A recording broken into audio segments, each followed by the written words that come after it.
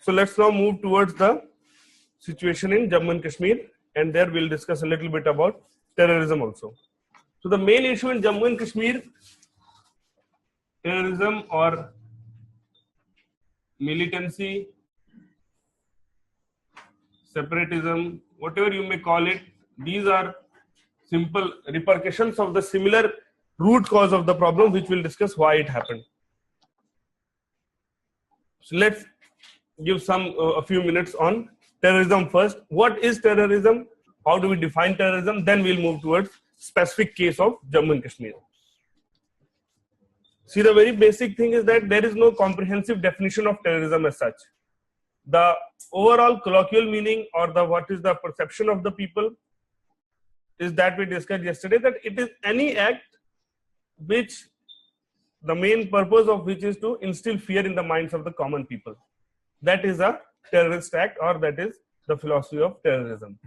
Now, if you go for a definition, terrorism is not defined, but under TADA, terrorist act was defined. Write down that definition. The definition of terrorist act.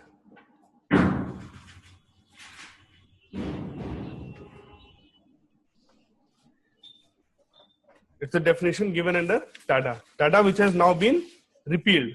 There was grave misuses of TADA, so it was later repealed. Write down the definition. Any act with intent to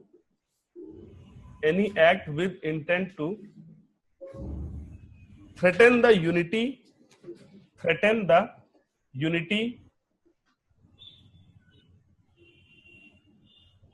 integrity,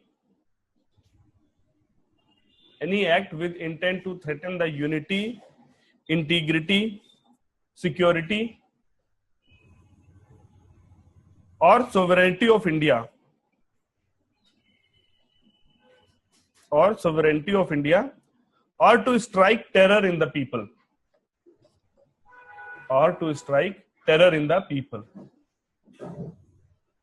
So it has the definition. If we break down the definition, it has two dimensions. First, it has to threaten the unity, integrity, sovereignty, or security of India. And even if any act which is not directly threatening these things, but the main purpose of the act is to terrorize the people or to threaten the people, then it will be included in the terrorist act. This was the definition given by TADA. And later, after repealing TADA, POTA came, and POTA increased this definition. Write it down. By POTA, Prevention of Terrorist Activities, raising funds for the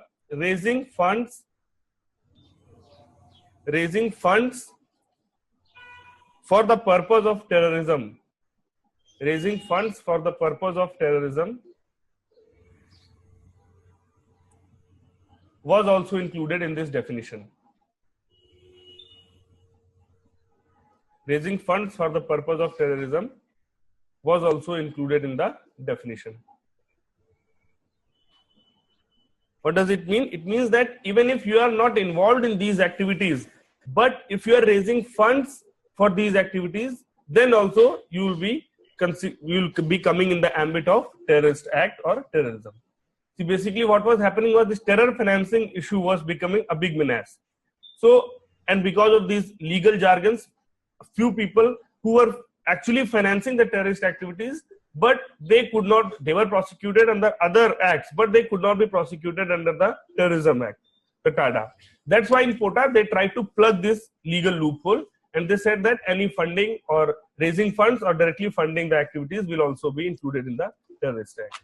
So that is the basic definition of terrorism and terrorist act. Now, insurgency and terrorism, we discussed yesterday, all those things. You have to remember it here also, because it can be a question, because insurgency is also going on, terrorism is also going on. The basic difference between these two can also be a pertinent question here. But I'm not delving in that because we have already discussed that. So there is another question or a common discussion, which was also one of the strategic dialogues also happened because of this, that is terrorism a crime or it is a war? What do you say? It is a crime or it is a war against the nation? So war against the nation, though some experts say that the individual acts which are involved in terrorism, they constitute crime. For example, blasting a bomb, it is a crime. Or kidnapping some person, taking someone hostage to get some advantage or to free some terrorist or normal prisoners.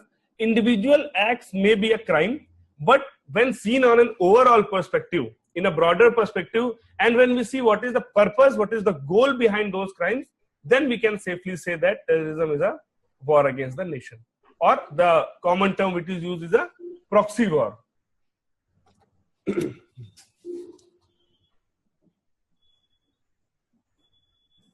Proxy war, what does proxy war mean? It means that though it is not a full-fledged war, but the repercussions of it, they constitute the war. So it is a proxy war. Because see, we can say war also, but as per the common strategic dialogues and the strategic definitions, war is normally considered to be happening between two nations or two sovereigns. That's why any other thing which is not happening between two nations or two sovereigns, but it has all the characteristics of a war, we say it is a proxy war. Any war is basically a struggle, a continued struggle for dominance between two groups. And in common parlance, it is between two sovereigns.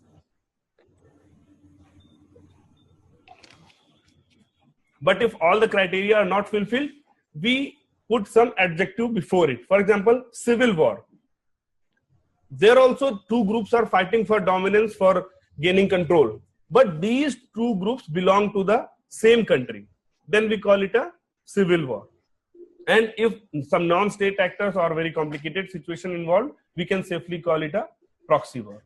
So if such type of question comes, you have to give reasons for both, how it is a crime, how the individual acts, they are a crime, and how in the overall perspective, because their basic motive is to threaten the very existence of the Indian state. That's why we can say that it is a war. And in the conclusion, you should say that it is a proxy war. Okay? See, whenever you are going for writing mains examination, always have your concepts very clear. Two things are very important. First of all, you should have a basic framework of concepts extremely clear. And the next thing is, some definition should be on the tip of your hand.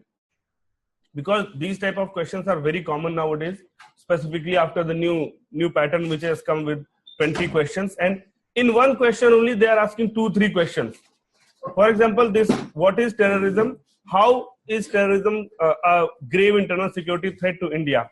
Can we call the terrorism in Jammu and Kashmir a crime or a war against the nation? Now, these three combined, they can form one question. Okay. So if you have some definitions on your tip, for example, if the definition of terrorism, if you remember this definition, then the first part of the question, what is terrorism? That you can handle in at max 45 to 60 seconds. Every second is very important there. For example, if you save 10 seconds or 20 seconds in every question, you will attempt one last question by that time. Because भले शुरुआत में 9 minute एक question की होता है, but the last question it is mostly done in 2.5 minutes only. So some definitions, I'm not saying remember all the definitions, but some basic definitions you have to practically mug up on your tips. Specifically, if you talk about paper 4, because it has so many concepts and so many confusing concepts: integrity, honesty, devotion towards duty. Everything appears to be almost similar. How will you distinguish between the definition of honesty and integrity?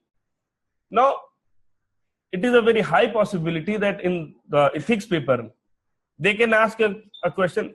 See, they're not going to ask you the definition of integrity or honesty, but certainly a question can be framed in such a way.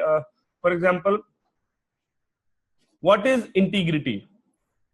Describe an incident from your own life where you have exercised this ethos of integrity.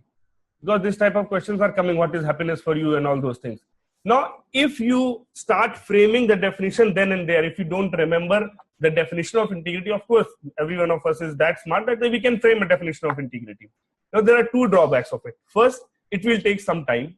You'll have to think of it. You'll have to think of some proper words, some attractive words also. First, it will take some time. It might take 2.5 minutes.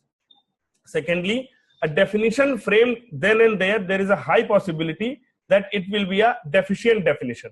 Do you understand the deficient definition? It is not wrong, but it does not cover the whole sphere. A definition is something you write one sentence and everything about that word which you are defining is covered in it. Now, in deficient definition, whatever you are saying is right, it's not wrong, but it is not complete. Now, because of these two drawbacks, you can lose marks. And in ethics paper 4, just 20 to 25 words, these keywords, integrity, honesty, and all those things, devotion to duty, compassion, empathy, all those things, remember just 1 or 2 lines, write it down in 2 or 3 A4 sheets. And if you keep revising it daily for 5 minutes, it will be, you will have it by your heart by the time you appear for your examination. And it will be very beneficial for it. And you can also use those words and those definitions in your essay paper. So remember, you cannot skip remembering. Understanding is very good, you have to understand, but remembering is also important. So here also in this internal security, all these definitions which are coming, write it down, mug it completely, and concept, of course, वो समझ में आ जाता है एक बार तो याद रहता है. Okay, so that was about terrorism, terrorist acts. Now let's move towards J&K.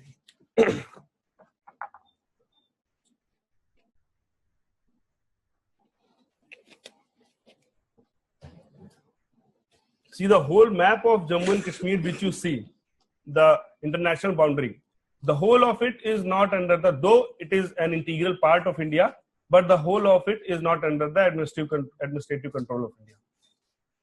37% of the total area is under Pak occupied Kashmir. And 20% of it is the Aksai Chin. 30% is POK, 20% is Aksai Chin, the area which is with China. And so, how much remains? 43% is actually under administrative control of India. So if you, all of you must be knowing of this story, just for the sake of completion.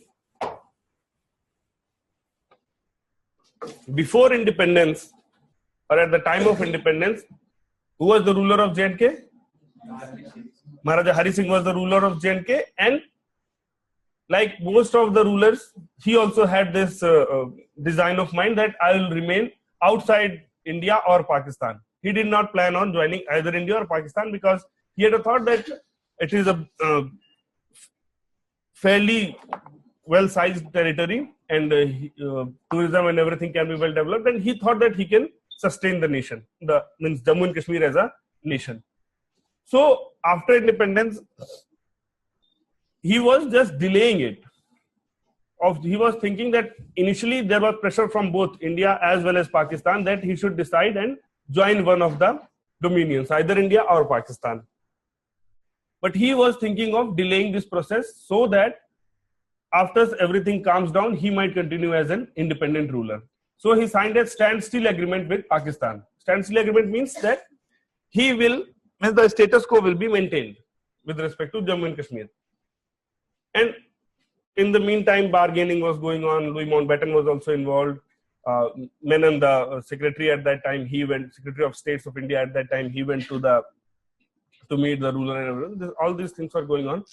Then what happened was, what Pakistan was claiming that since though the ruler is a Hindu, but the majority population is Muslim, so they should join Pakistan. But there was no such thing like democratic thing at that time, especially with reference to joining which dominion. So in case of all other states also, it was on the discretion of the ruler on which state to join. So Pakistan had this apprehension that he might be more inclined towards joining India because of the religion of the ruler. But some experts say that the Raja was more inclined to, means if he would have to join, no, it is not any verified fact because this type of things cannot be verified. But some experts claim that he was actually in his hearts, he wanted to join Pakistan.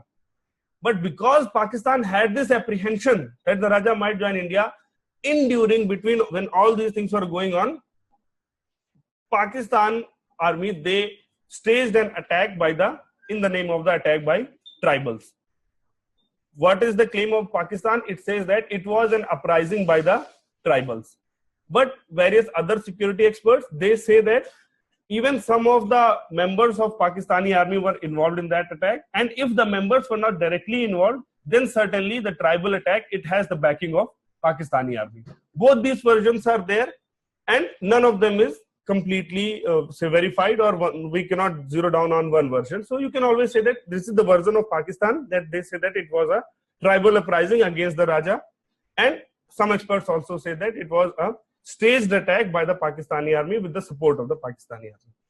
So when the attack happened, then Raja Hari Singh was very much paranoid. Then he asked India for help. And at that time, Jawaharlal Nehru was even willing to help him without him signing the Treaty of Accession. But Louis Mountbatten and specifically Sardar Patel, he said that on what ground can you help Jammu and Kashmir?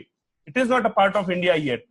So it will be like mingling in the matters of some other country, some other state, or some other territory. So they said that first Jammu and Kashmir, or Raja Hari Singh, has to sign the Treaty of Accession that he is willing to join India. Then he will become a part of India. Then it will be our responsibility to defend Jammu and Kashmir from any attack which is happening. So he signed the Treaty of Accession in completely hurry. But in that hurry also, he said that only 4 things should be under the union. For all other administrative matters, Jammu and Kashmir will remain practically autonomous. What were those 4 things? Write it down. Write it down. After the tribal attack,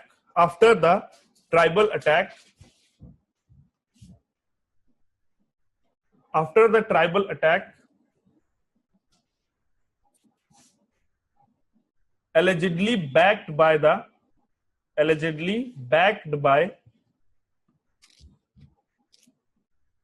Pakistani army,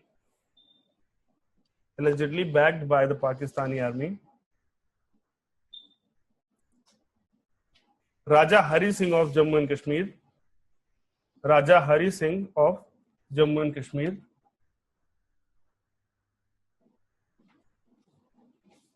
signed the Treaty of Accession,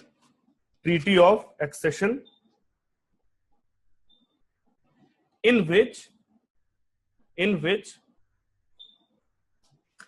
he demanded for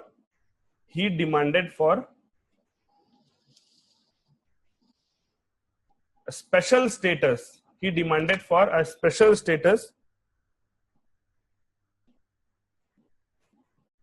For Jammu and Kashmir. Okay. What were the features of that special status? First thing was Jammu and Kashmir will have a separate constitution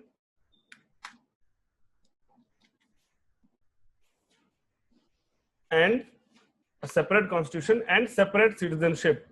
You all must be aware, Jammu and Kashmir has a separate constitution, and the residents or the people of Jammu and Kashmir, they are enjoying the status of dual citizenship. They are citizen of India as well as citizen of Jammu and Kashmir.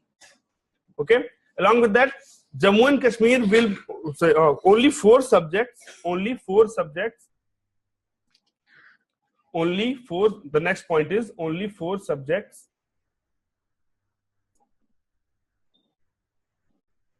will be under government of India.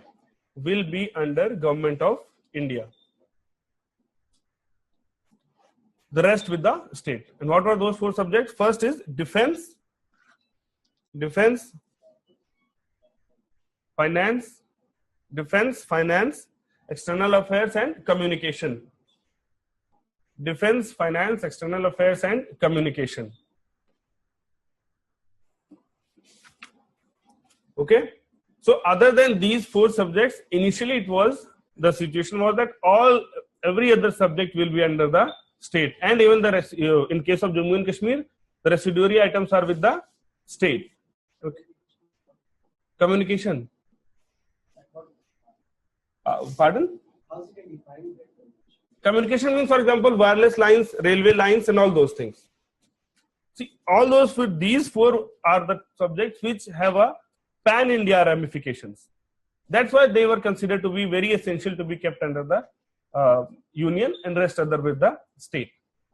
So, and all these special status, it was defined in the Article 370 of the Constitution, the very famous Article 370. Now, other special status, for example, that financial emergency cannot be imposed there, or emergency on the basis of armed rebellion cannot be there, only external emergency can be there. All these things you can, you might have studied in your polity classes in the Article 370.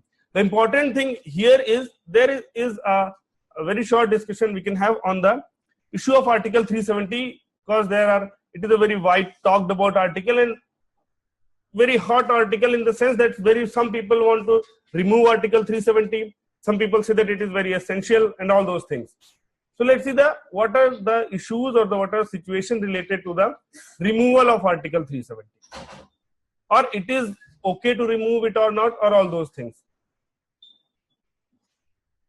See, very first and foremost thing, whether it is good or not, it will come at a later date. The first thing is, can we remove Article 370 as such? See, for the removal of Article 370 can be removed only if the Constituent Assembly of Jammu and Kashmir passes a resolution to that effect. Write it down. Article 370 can be removed only if the Constituent Assembly of Jammu and Kashmir passes a resolution to this effect. Okay. Now, the Constituent Assembly of Jammu and Kashmir, it was dissolved after it completed the task of framing the Constitution of Jammu and Kashmir. The Legislative Assembly there now, means today the Legislative Assembly of Jammu and Kashmir, it cannot be as such said to be the Constituent Assembly of Jammu and Kashmir, because the Constituent Assembly of Jammu and Kashmir was constituted for the sole purpose of framing the Constitution for Jammu and Kashmir. After it framed the Constitution of Jammu and Kashmir, the Legislative Assembly was dissolved. So since there is no Constituent Assembly as such, how can it pass a resolution to that effect? Now, some experts say that by an amendment or by a proclamation, we can provide the status of Constituent Assembly to the Legislative Assembly of Jammu and Kashmir. Okay. Some experts say that it can be done. Whether it will stand the scrutiny of the law or not, that is a separate thing. So even if we do this thing, that we will put the status of the Legislative Assembly of Jammu and Kashmir as the Constituent Assembly, then also there seems no possibility of this thing, that the Legislative Assembly of Jammu and Kashmir will pass a resolution for removal of Article 370, because that is the very basic, that is the constitutional basis of the privileges being enjoyed by the people of Jammu and Kashmir, or the people residing in the territory of Jammu and Kashmir. Now, that was the situation on whether it can be removed or not. Now let's see a few points on whether it should be removed or not.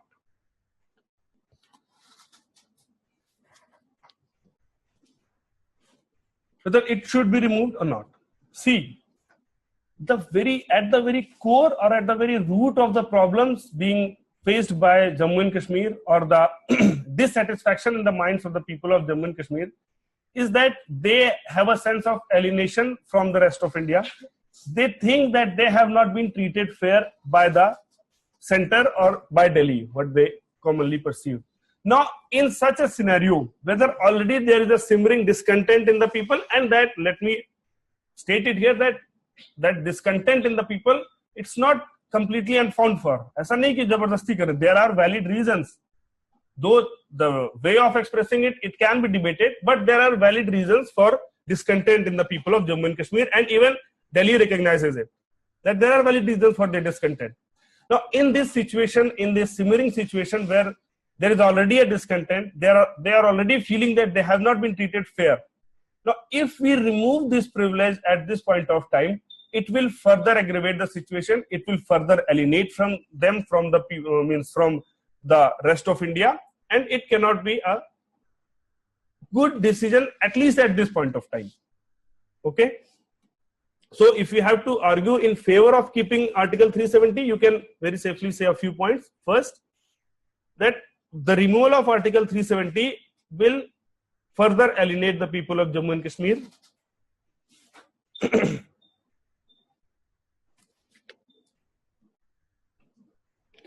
It will further alienate the people of Jammu and Kashmir.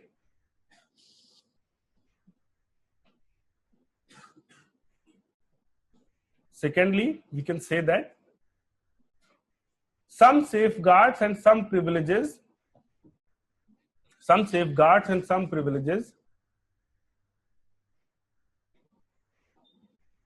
are important to be continued,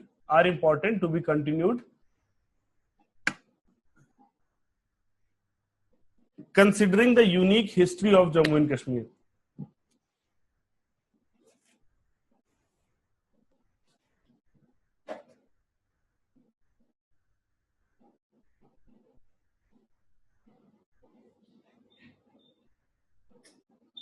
Okay, so these are the arguments. Means on these lines, further you can argue that it is important. Now a few points, because if the question is such a way that we have to put forward a few points in support of removal of Article 370.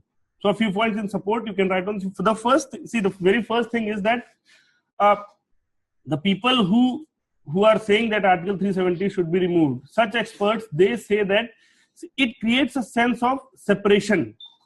It creates a sense of separation between the Jammu and Kashmir and the people of Jammu and Kashmir and the rest of India. They are being treated as a different people. So if we have a uniform constitution, it is the argument put forward by the experts who support removal of 370.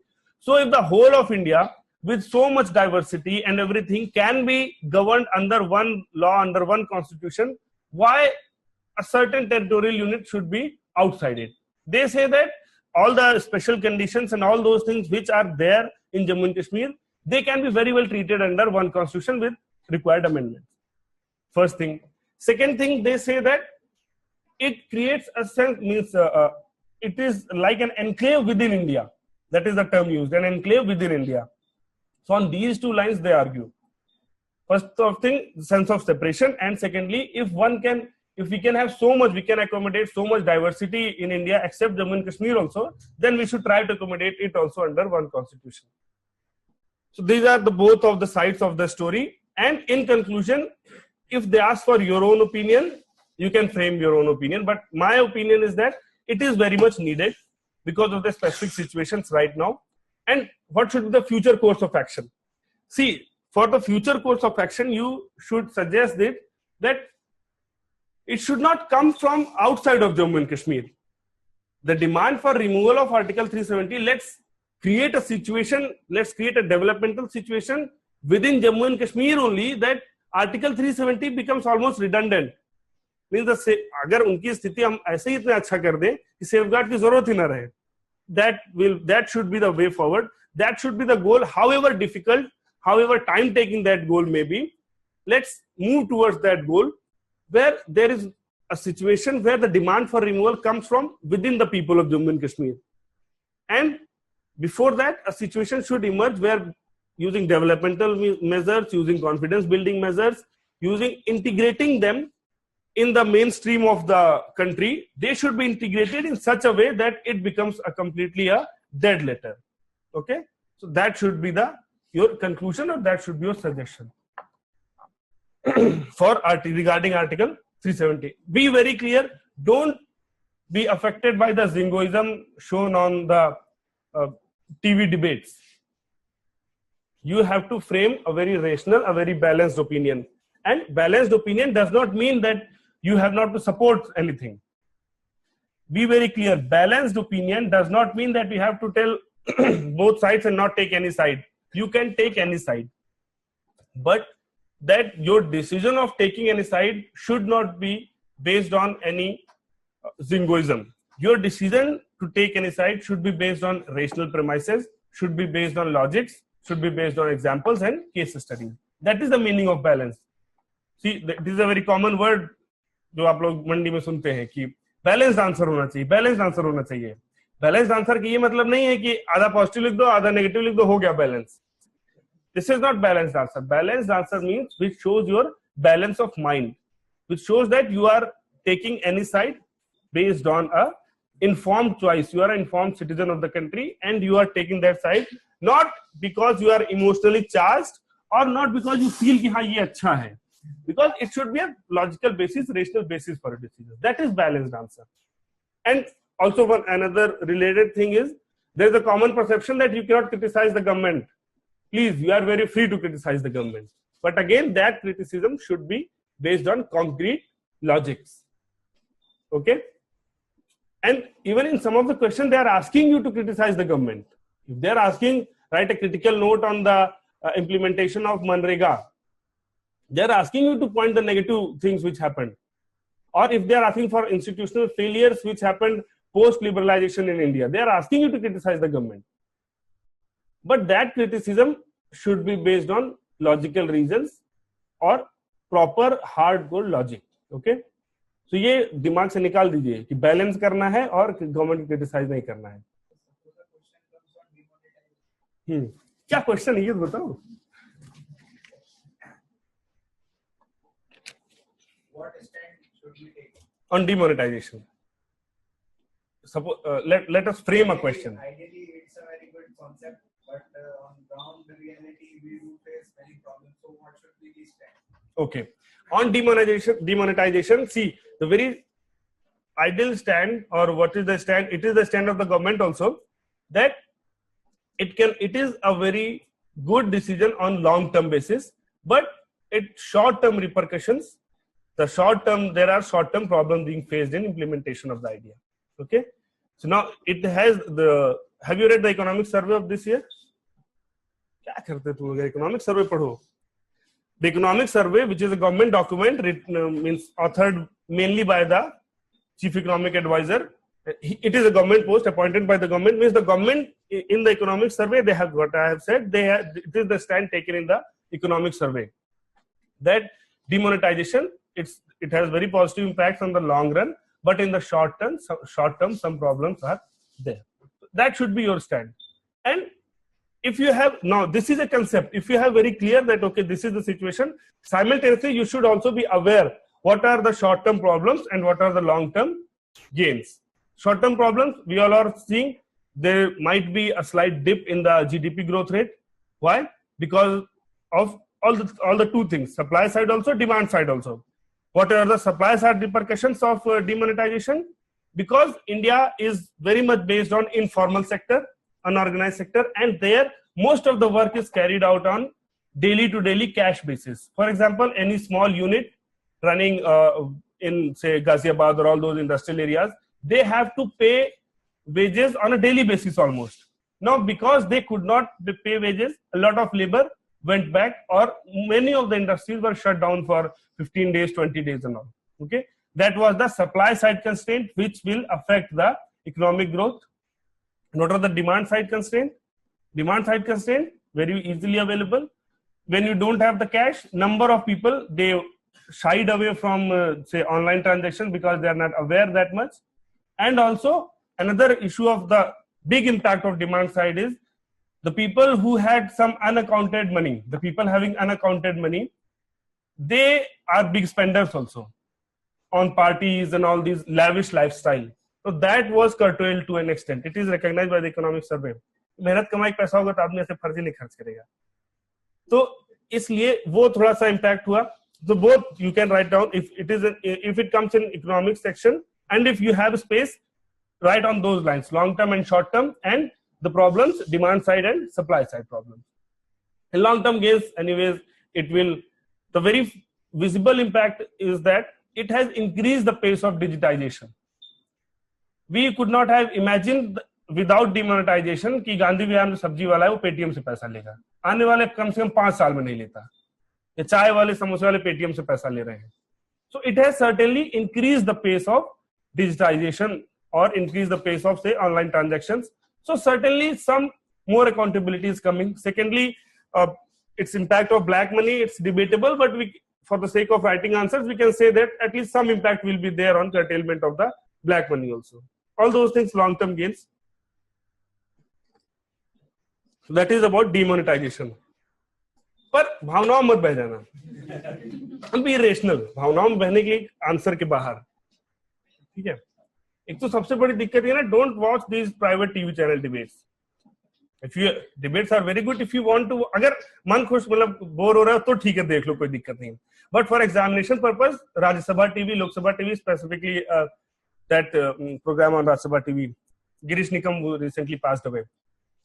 अरे यार, the big picture is good. Sarokar is very good, especially the initial 10 minutes introduction which is there in Sarokar. If you don't have time, YouTube channel, subscribe the YouTube channel of Rajya Sabha TV, and in Sarokar they have a playlist of Sarokar, and see any topic. If you want to do a quick revision, just click on start the video of Sarokar of that topic and watch for initial 10-15 minutes. Don't watch the debate if you don't have that much time. They give a whole gist or introduction of topic in 10-15 minutes. And watch that. You have a gist or you have an introduction about the topic, then you can move forward. Big picture is very good.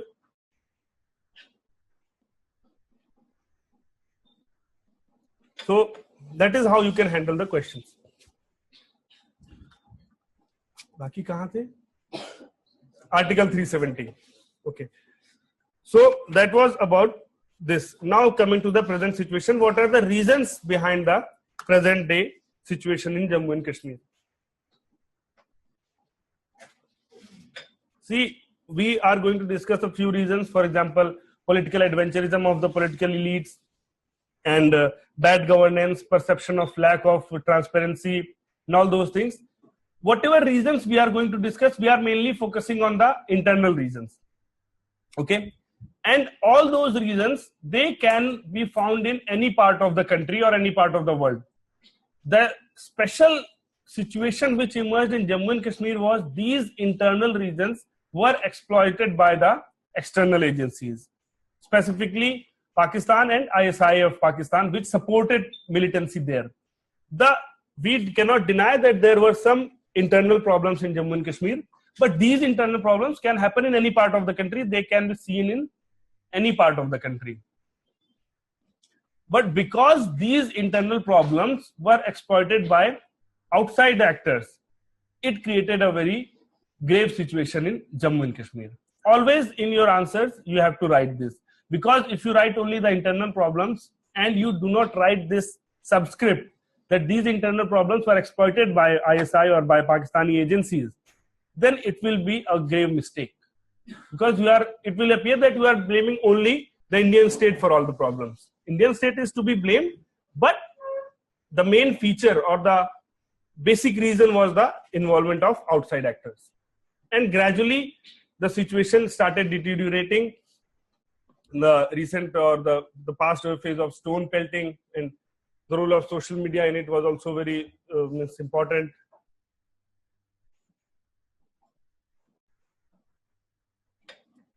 So on these lines, you have to write answer because you have to be very cautious. Jammu and Kashmir is such a sensitive issue that you have to be very cautious in correct use of words, correct framing of the language. See, even the Indian government today recognizes the failures on part of the government. We're not saying that it is 100% because of Pakistani actors, but these reasons, they were exploited by them. Okay, so write down. Yes. Is linked with Jammu and Kashmir because after so much you and try happen. So what should be the stand regarding sedition? Regarding sedition, see, you have to take 2-3 important things about the sedition law and why means free use of sedition law. The very first thing is it should not be used in such a frequent manner because it is one of the gravest of the charges which can be leveled against a person. And even if after the trials and after the scrutiny, even if that person is freed, even if he is even if he is exonerated completely, then during the period of trial and even after the trial, this whole tag of an anti-national person or a traitor is sufficient enough to ruin his remaining life. So first thing is very judicious and very cautious use of this sedition law. The second thing is we cannot completely abolish the sedition law. Okay, because if you are thinking on that line, you might have a thought that okay, let's remove it altogether. No, its removal is not necessary because in certain situations, applying of sedition law may be important Not for students who are supporting the Pakistani cricket team. No, it should not be applied to them. It is a simple matter. किसी को कोई मुझे अब तो वैसे हो गया ना, किसी को मान लो मेसी पसंद है, कल को अगर फुटबॉल की इंडियन टीम होगी, हमको तभी मेसी पसंद रहा तो मैं राष्ट्रद्रोही थोड़े हो जाऊंगा. So it should not be, ऐसा खतरा नहीं है अब देश को कि किसी क्रिकेट टीम को सपोर्ट करने से देश पे खतरा आ गया. So first thing is judicious use. The second thing is it needs to be in the rule books, because the Supreme Court has also said that it cannot be repealed altogether. It needs to be in the rule book, but reserved only for the people who actually involved in the seditious activities. The third thing is the cutting edge level of police, means the investigating officer level, the officers who frame the charge sheet, they have to be given very proper training in, so that they know where to frame, means where to level that charge or not. Because ultimately it is the DSP rank officer who has to countersign and finally decide in the charge sheet what kya dharaएं लगनी, what acts have to be involved. The third thing we can do is we can increase the level of, for example, we can say that for applying of sedition law, for a sedition charge against any person, the charge sheet, it has to be prepared or it has to be vetted by a DIG level officer as a safeguard. Okay. So on these 2-3 lines you can write. Being an IS officer, what are the charges for which a person can be called as anti-national? क्योंकि हमारे यहाँ कश्मीर में समझता है कि कोई government के खिलाफ कोई बोले एंटी-नेशनल, यहाँ पे किसी स्टेट में रहो, पाकिस्तान को सपोर्ट करे तो एंटी-नेशनल. So charges किस देश में? Actually, in the act, the wordings are framed such a way that if you threaten the integrity and security of the nation, then sedition charges can be applied against you. Now, because of these laws, who can define whether you are threatening the security or integrity of the nation? That comes to the discretion of the officers. It is very important here. The discretionary power which is there with the police officers or the officers who are framing charge sheet, that is the thing where we have to take care of. यही कोई officer rational type का होगा, then he will not put such allegations of being a seditious activity if you are supporting a cricket team. But we have to ensure through proper training, through proper indoctrination, that the officers become rational. This is the problem, or it is what we say, it is an unavoidable problem, because in everything judges cannot be involved. Initial charge sheet framing has to be done by the bureaucracy only. Now, because of this subjective nature, it becomes a problem. That subjectivity needs to be reduced by clearly defining. That is one of the demands put forward in most of the acts which have been misused, that it has to be very clearly defined. That's why I said we can increase the rank. For example, a DIG rank officer. Now, it is a common perception that because he is better qualified and he has a higher he has spent higher period of time in the service, so there is a higher possibility that a DIG level officer can take a more rational, can take a more informed decision. Most of these cases, at times, the court rejects the charge sheets. But even being charge sheeted, being in custody, that is also a very unimaginable situation. एक रात अगर हवालात में काटनी पड़ जाए, हालत खराब हो जाती है. And charge sheet filing के टाइम तक अगर आपको वहां रहना पड़ गया, तो it charges you for your lifetime. I hope, I expect कि आप में से शायद किसी ने नहीं रात गुजारी हुई हवालात में, but that is a very horrendous situation. College में कई बार हो जाता है.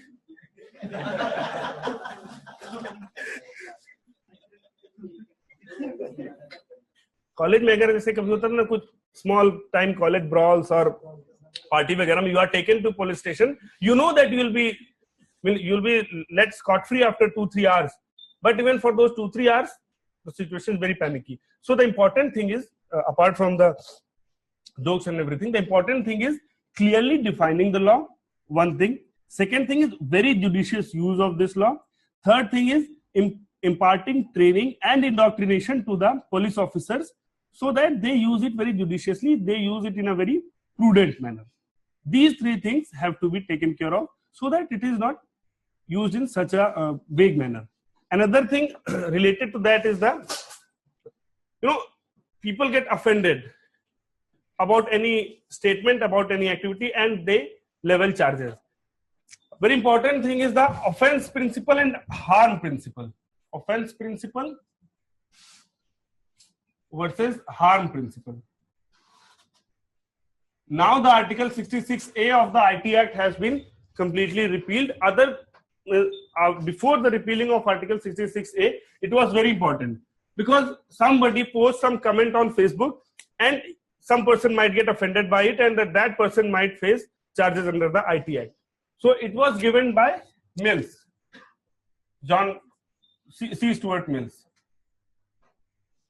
C. Stuart Mills or John Wright Mills? You can write Mills. One of these two guys have given it.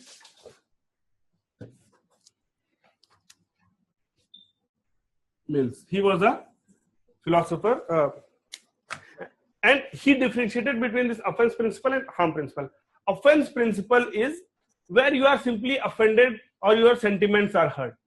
Harm principle is where there is some possibility of grave harm to you. For example, if I say that Mr. X is a very bad person, I do not like him, you might feel offended by it, that he said me a bad person, he does not like me. That will come under the offense principle. But if I say, oh my class, that guy is not a good guy, go and take care of him. Now that, because now I am inciting people to make harm to that person. Same thing I am saying, that guy is a very bad guy and you guys take care of him.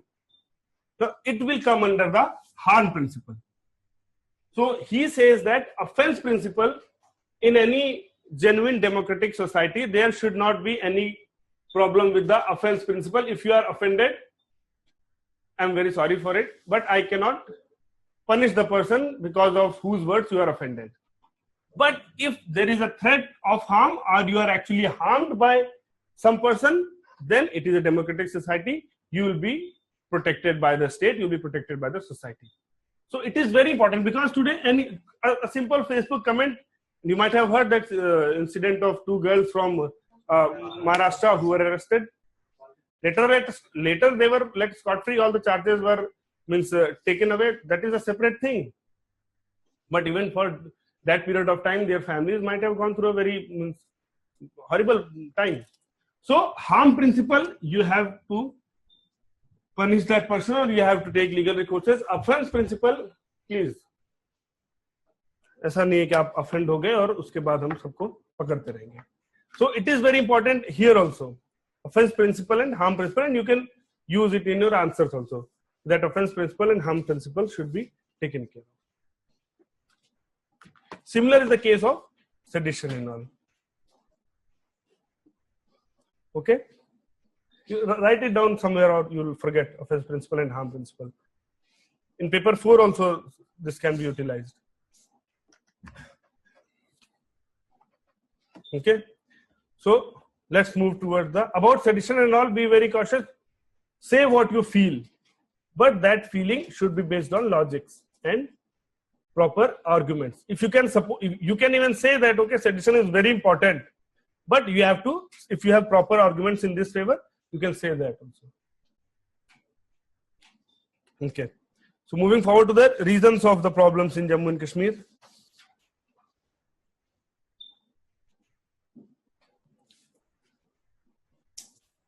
Right on. Though the problems in Jammu and Kashmir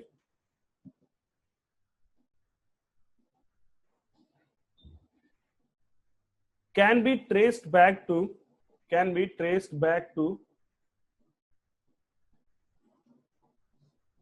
later part of 1940s,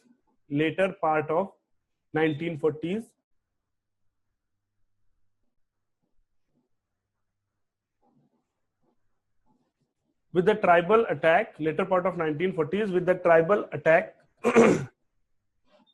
backed by Pakistan,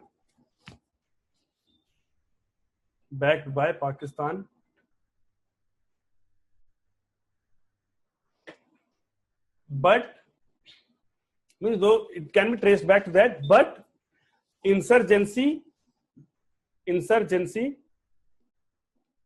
or cross-border terrorism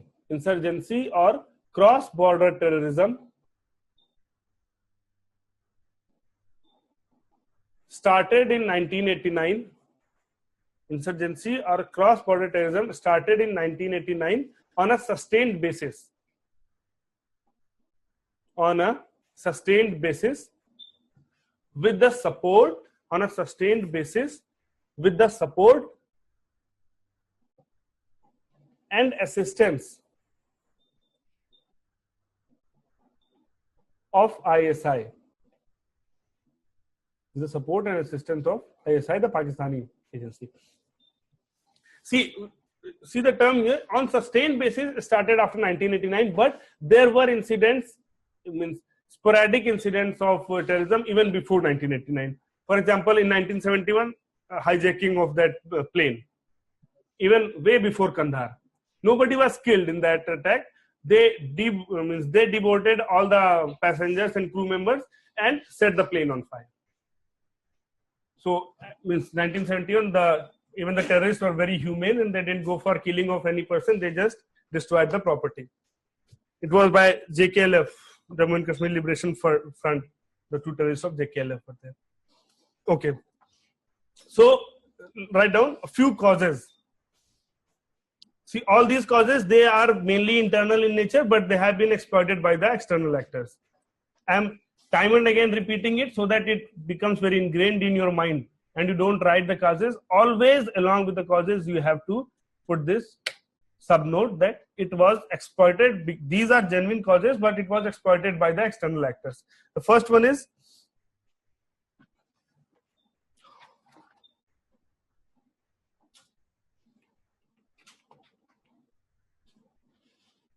bad governance.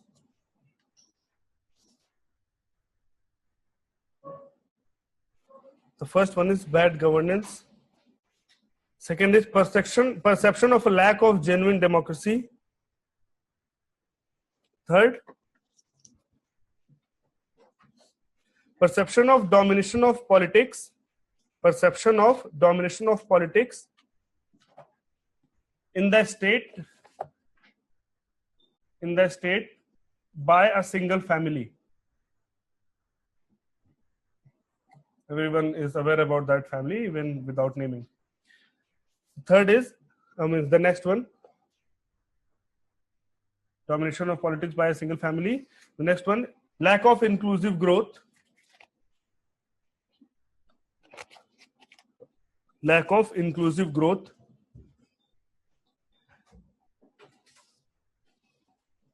Another one is Mujahideen infiltration. Mujahideen infiltration. Write it down, I'll explain it. See, Mujahideen.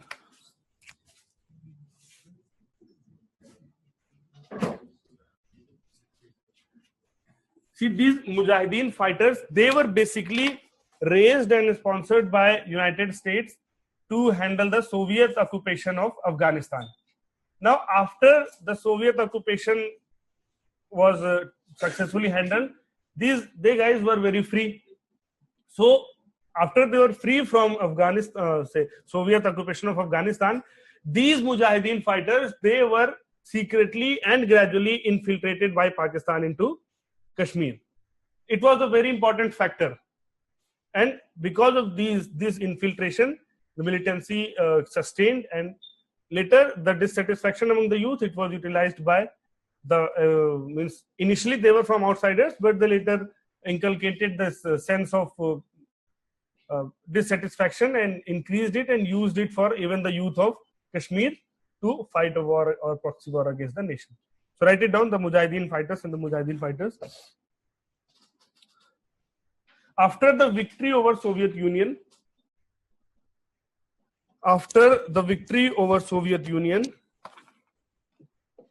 the Mujahideen fighters,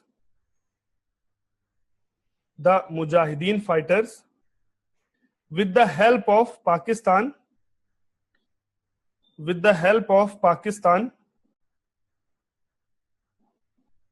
slowly infiltrated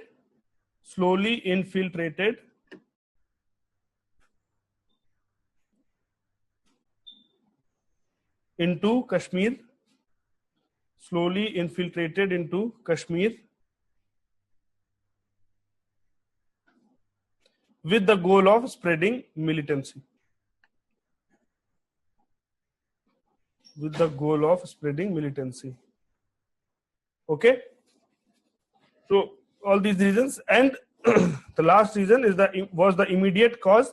It was the perceived rigging of state elections. Perceived rigging of state elections in 1987. Rigging, RIGGING.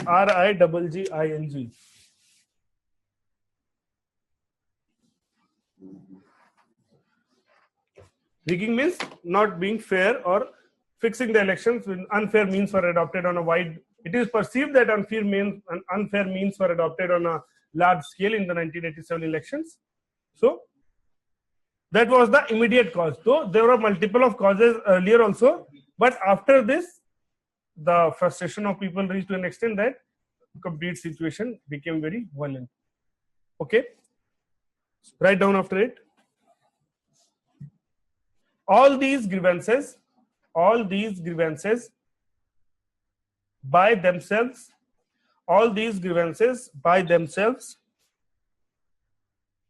might not have led to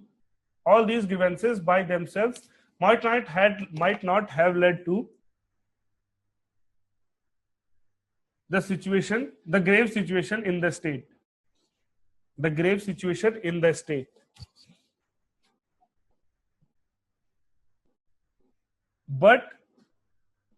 But since all these factors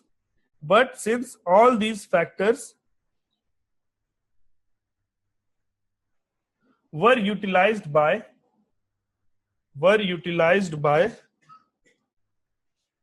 external agencies,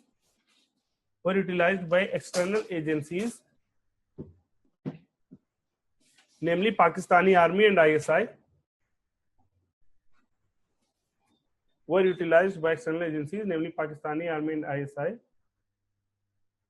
and hence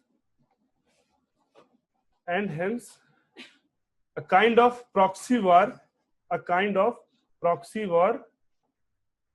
was waged against the Indian state.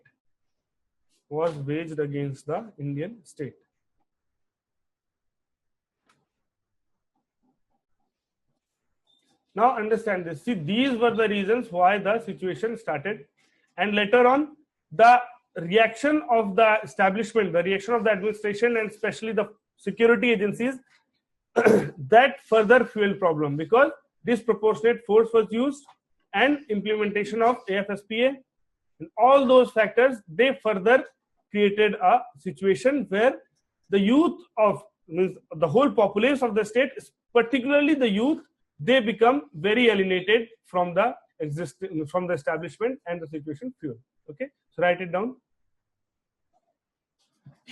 in the next paragraph. Further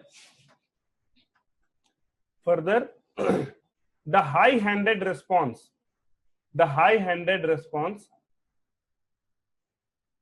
of the establishment,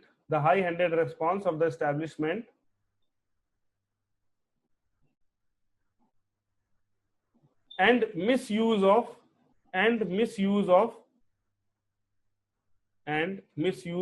provisions of AFSPA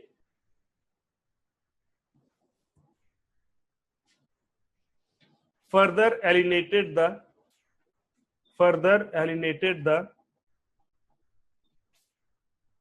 people of Jammu and Kashmir,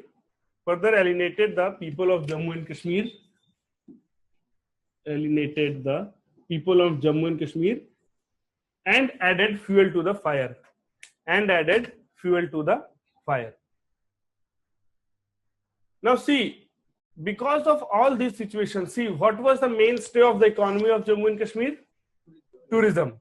And if such a panicky situation or such a almost warlike situation is there, tourism was hit very hard, and all other economic activities, they also came to practical halt. Now since economic activities came to halt, the youth was very much frustrated because of their studies getting hampered and lack of jobs, lack of meaningful employment. Now if they don't have meaningful employment, they will, and when they search for reasons, they simply see that, okay, because of these reasons government is to be blamed for everything. The government, even if the situation deteriorated, they thought that it was the responsibility of the government to control the situation, and the government failed in discharging of duties. That's why a whole generation in Jammu and Kashmir practically faced this situation without any proper future. Now, if anybody faces such a situation, they will certainly be frustrated, and that frustrated were further vented in the form of violence and large number of Kashmiri youth joining militancy or militant groups. You can also write it down in 1 or 2 lines that because of the violent situations,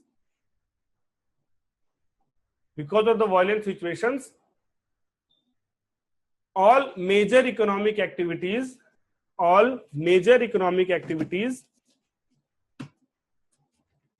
especially tourism, because all the economic activities took a hit, but especially tourism, all major economic activities, especially tourism,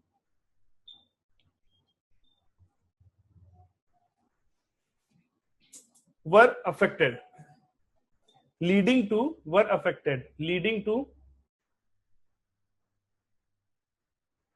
rampant unemployment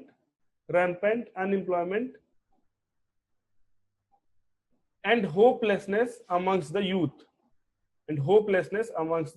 youth. See, unemployment is there in almost every part of the country. UP, Bihar, huge unemployment, but at least they have hope. The youth of UP and Bihar, they come to Mukherjee Nagar, they have hope. 5 years, 10 years down the line, I'll become an IAS officer. But the main problem was that the youth there, they suffered hopelessness. What was the sentence? Among the youth. So this, write down, this group of disenchanted youth,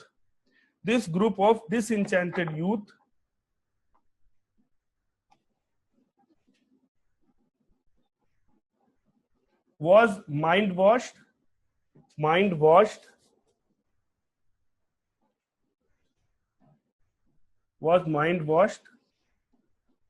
the existing militants,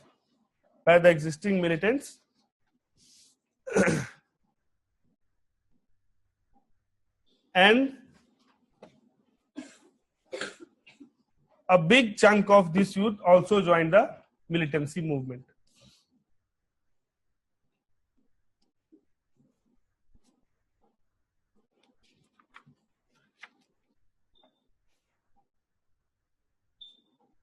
Okay, so this was how the situation panicked, and the demand for, see, all this demand for azadi and all these situations, these are the basic causes for it. But still militants are coming from Pakistan. Yes. I think we have about last survey, about 8 lakhs central forces are present in Kashmir nowadays. But why so?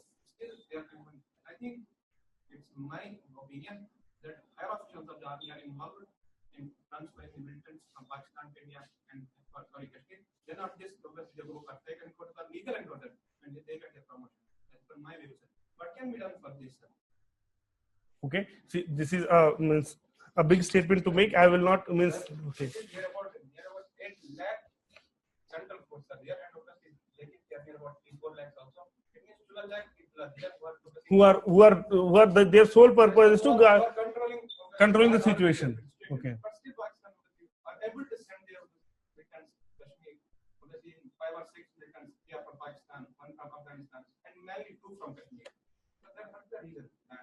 See, about this statement that the agencies are themselves involved in this, that is that means you can allege it. Certainly, you are free to allege, but we don't have any concrete evidence for this. Certainly, we can find reasons for. Last year, the police officer was called that here about one part of Jammu that he has obviously transferred 3 militants from Pakistan, and then he also went for encounter. They bring them and then they encounter them to get promotions. Okay, that can be one of the reasons, but the official recognized this is a problem, and this problem has been highlighted multiple number of times, that in spite of such a huge deployment of security forces, army, central armed police forces, and JNK police is of course there, What is the reason why still infiltration has not completely stopped? The reason stated by the government is that, see, in spite of any amount of security deployment, even still today there are tracts of border which are unguarded because of the terrain, because the whole border is not 100% guarded. So because of the terrain and because of the nature of the border which is there, zero infiltration has not yet been reached. And certainly involvement of the security agencies for that purpose, it can also be one of the reasons. The stated reason is that because of this terrain and everything, 100% guarding of borders is not possible, because some parts of the border, they are not manned for the whole duration of the year. The higher reaches, the part of the very pertinent example is the part of Kargil where infiltration, means the whole Kargil war happened. During winter time, nobody is guarding that place. The security agencies come to lower altitude. So at that time, they are more motivated and they reached and captured those places. Now, if they can come and capture those places, certainly they can come and gradually come inside.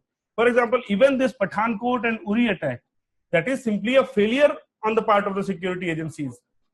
And moreover, see, it is not possible कि सब जगह पे लोग खड़े होकर guard कर पाएंगे. The major failure is the intelligence failure. These RAW, IB, and all those agencies which are involved in gathering intelligence, how come they were not aware of because such a huge attack, the Pathankot and Uri both, on such important stations of the army, they would have involved a widespread planning, a long and meticulous planning by the attackers also.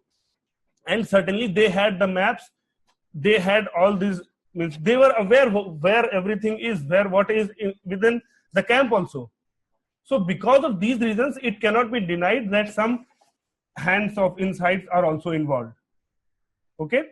So 2-3 things. First, intelligence failure. Second, the very nature of the border, that it cannot be 100% guarded. Because the border cannot be 100% guarded, that's why intelligence becomes important. And we can say on a guarded side that, okay, because writing answers, you have to be a bit guarded. You can say that all these failures, some experts also allege, by take your name, take the name of the experts. Some experts or some quarters also allege that there might be a possibility of involvement of some insiders in continuing of these activities. Because it is not fake encounters and real encounters for gaining promotions, it is not something unheard of. It is a very common thing, even in the army and in the police also. So certainly this can be a reason. Okay. But along with that, you cannot say that this might be a reason, but this is not the only reason. The genuine reasons of the terrain of the border and all those things, that is also there. Okay. So these are the basic reasons and why these problems started. Now, what are the efforts on the part of the government, mitigating efforts or efforts being taken by the government?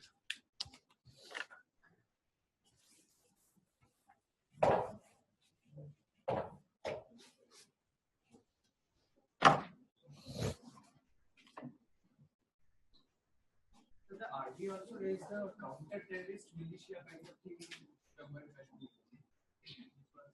Counter-terrorist militia, no, there was this local community policing type of thing was there, and I cannot recall the name. It is not banned also. They came into politics later.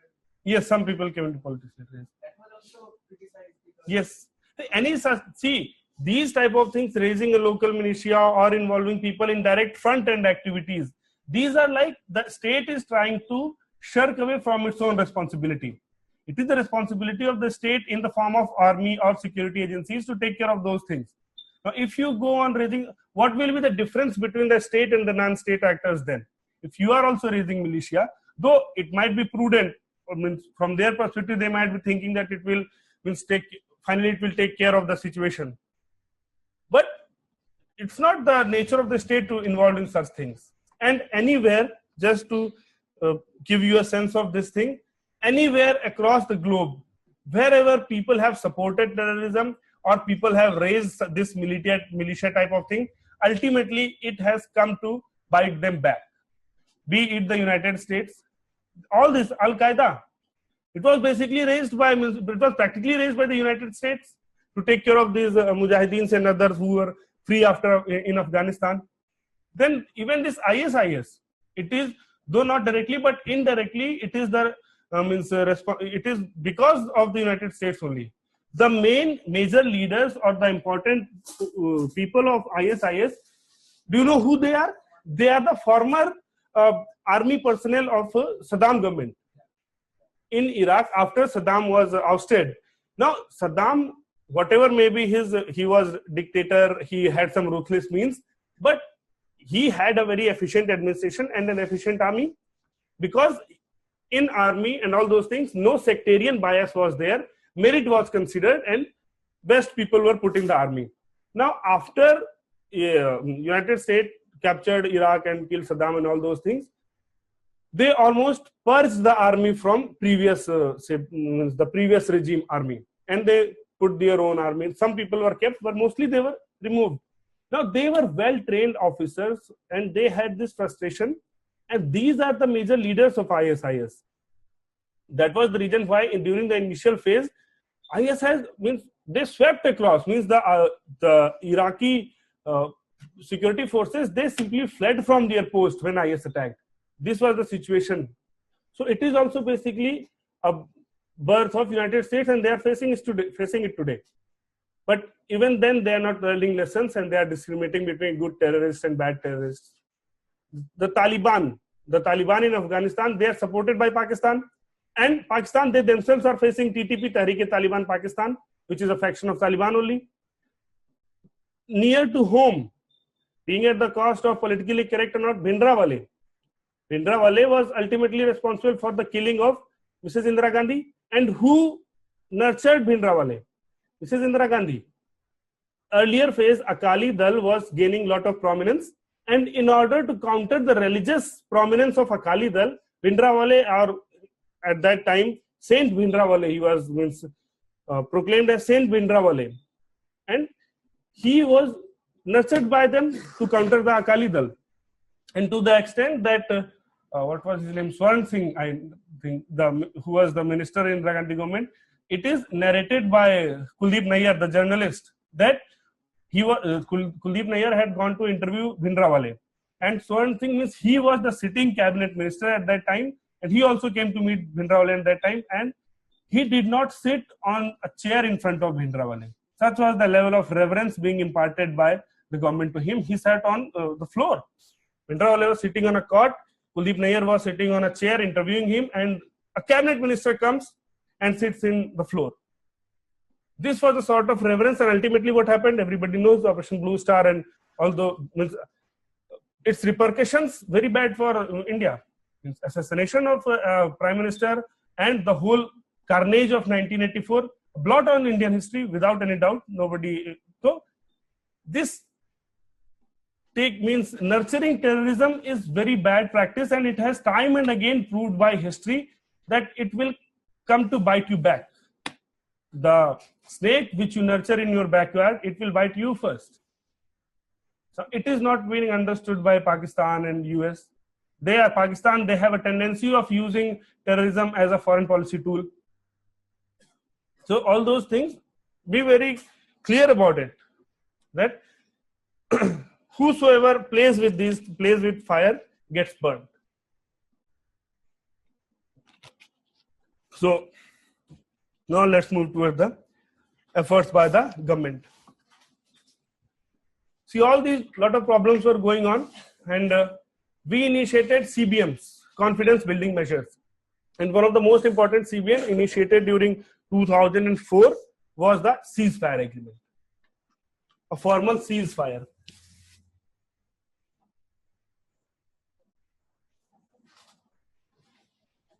When the then Prime Minister Atal Bihari Vajpayee went to Islamabad, both India and Pakistan agreed that now we'll have a ceasefire agreement, which was more or less respected till now.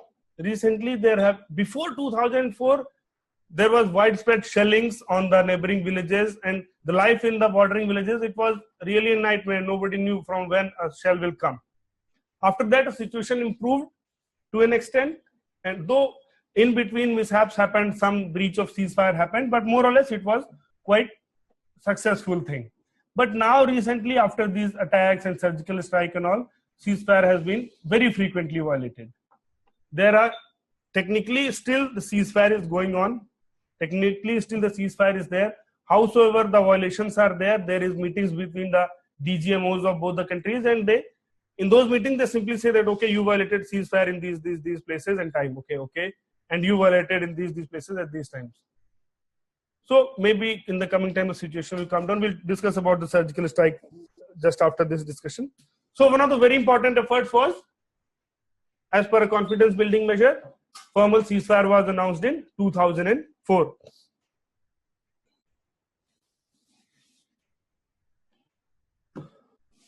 Okay.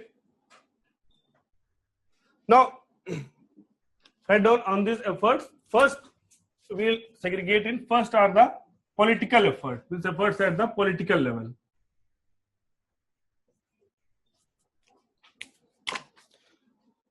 On political front,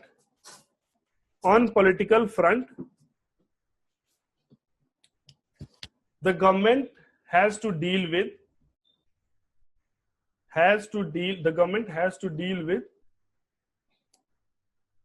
both Jammu and Kashmir and Pakistan.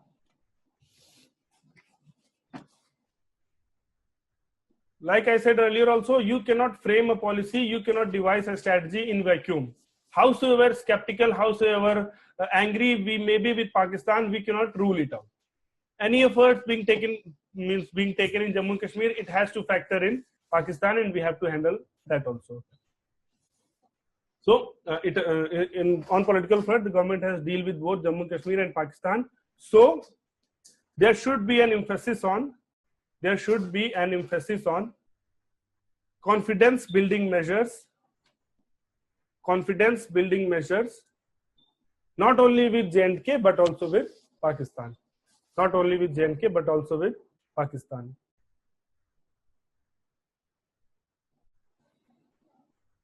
Second point is increasing the people to people contact.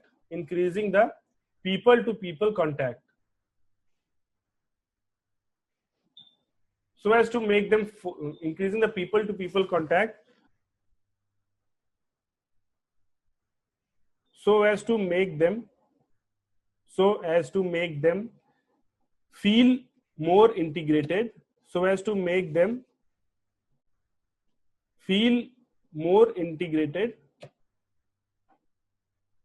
into the mainstream of the nation,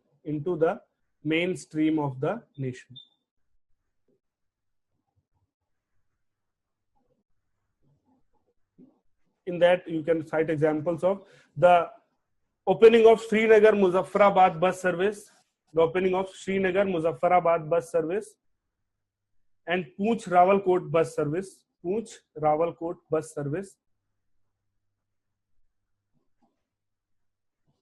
Srinagar Muzaffarabad bus service and Poonch Rawalkot bus service are some of the initiatives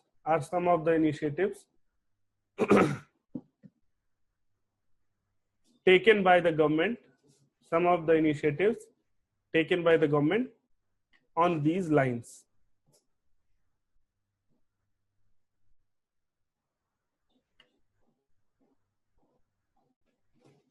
Next one is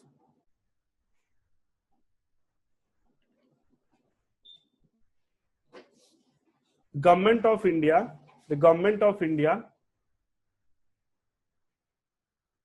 has been holding periodic dialogues or regular dialogues with different involved groups,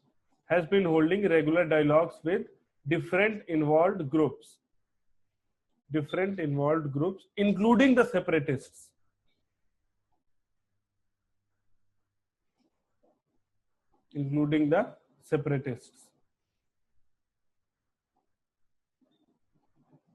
Okay, see, even the separatists are of two kinds. One part is that they believe in the constitutional process. They are not using violent means, and they are using the methods of, say, sending petitions and all. Without using violent means, they are demanding separation. The government of India is in talk with that group. But with the terrorists who are using violent means, we have a surrender policy that they should surrender and come to that. So even we have talks with the separatists. So that was on the political front. The second is on the developmental front.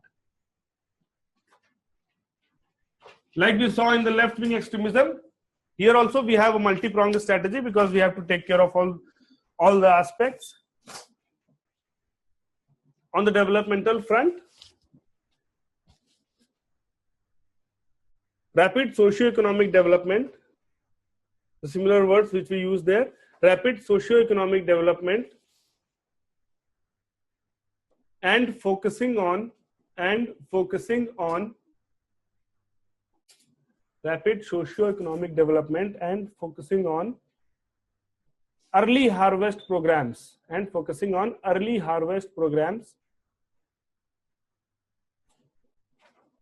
are the key in the developmental strategy of Government of India. Okay. Now, what has been done? The first is the Prime Minister's reconstruction plan. The Prime Minister's reconstruction plan for Jammu and Kashmir. The Prime Minister's reconstruction plan for Jammu and Kashmir. The next is schemes like Nai Manzil and Himayat. Nai Manzil is the scheme specifically for the minority community, and it was started in Jammu and Kashmir by the Prime Minister. Schemes like Nai Manzil and Himayat for skill development and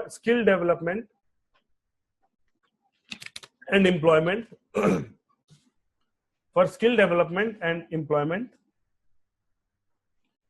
so as to wean away the youth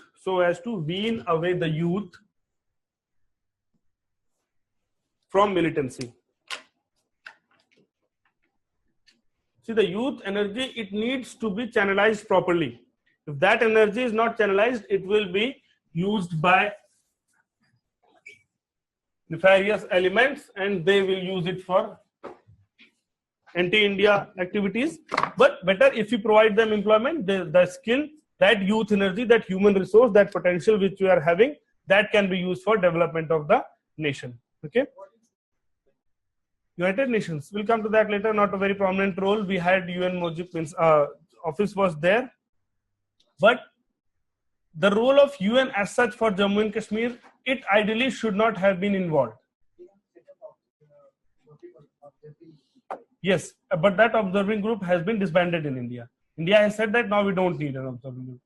See, right, means a separate place. Let's talk about the role of UN here. Or should we complete that for the sake of completion? Let's complete this discussion. Then we'll talk about the role of UN, whether it should have been ideally, or what is the current situation of all those things. Okay. Himayat and Nai Manzil. Okay. The next one is increased pace of infrastructure development.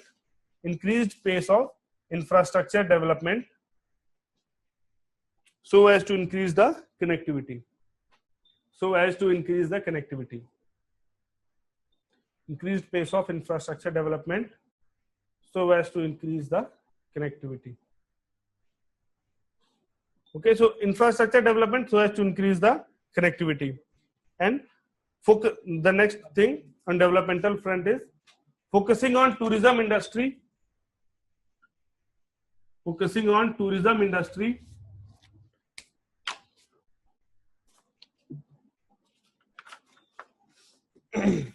So as to restart the whole economy of the region. Okay, so that was on the developmental front. Let's write a few on the administrative front.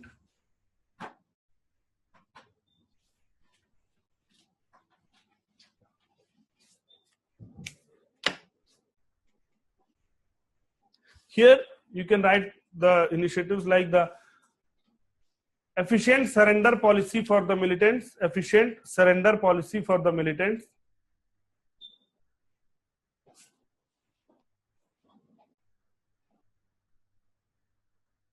so as to attract them, efficient surrender policy for the militants, so as to attract them away from the path of violence. Attract them away from the path of violence. The next one is relief measures for the victims of path of violence. Next one is relief measures for the victims of militancy.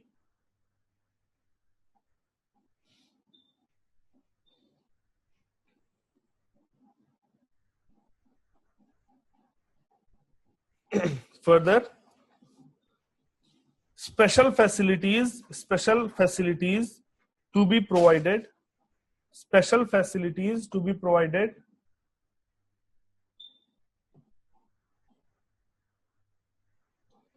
for the central government employees posted in J&K. So this is a very big problem. The central government departments, nobody wants a posting in J&K, and the moment they get a posting in J&K, they start making efforts to get transferred from J&K. So if some facilities are provided there, some incentives, maybe incentives in the form of fast track promotions or some allowances, so they need to be incentivized. So agar log nahi honge wahan pe to kaam kaun karega? Who will handle if there is not proper manning of the administration? Who will handle all these developmental projects which we talked about? So for that purpose, for them to work in J&K and work in J&K with motivation, some initiatives need to be given. Okay, that is another aspect. Another point in the same administrative steps, write down: encouraging and facilitating cross-border trade. Encouraging and facilitating cross-border trade is also very important. Here you can write the example of Chakkan da Bagh Rawatkote post. Chakkan da Bagh. Chakkan da Bagh Rawatkote post. It is a border post which facilitates the cross-border trade. Rawatkote is actually Rawatkote. Okay. So all these, see the example of China and Japan. They cannot see eye to eye on any diplomatic matter, on any international matter, but they are each other's one of the largest investors in the trade and all. The example of Japan and China can always be quoted, where trade is the main factor which has ensured that there is peace. Because when both are so much intertwined, so much involved in the economic activities, any violent situation or any disturb in peace in any of the regions will impact the economy of both the countries. That's why in South China Sea, East China Sea, everywhere they have disputes, but still they are one of the largest trade partners of each other, and the trade is the main driver why there is peace between these two countries. So possibilities of this type of thing should be explored between India and Pakistan also, where trade can also be, there cannot be one solution for the India-Pakistan situation.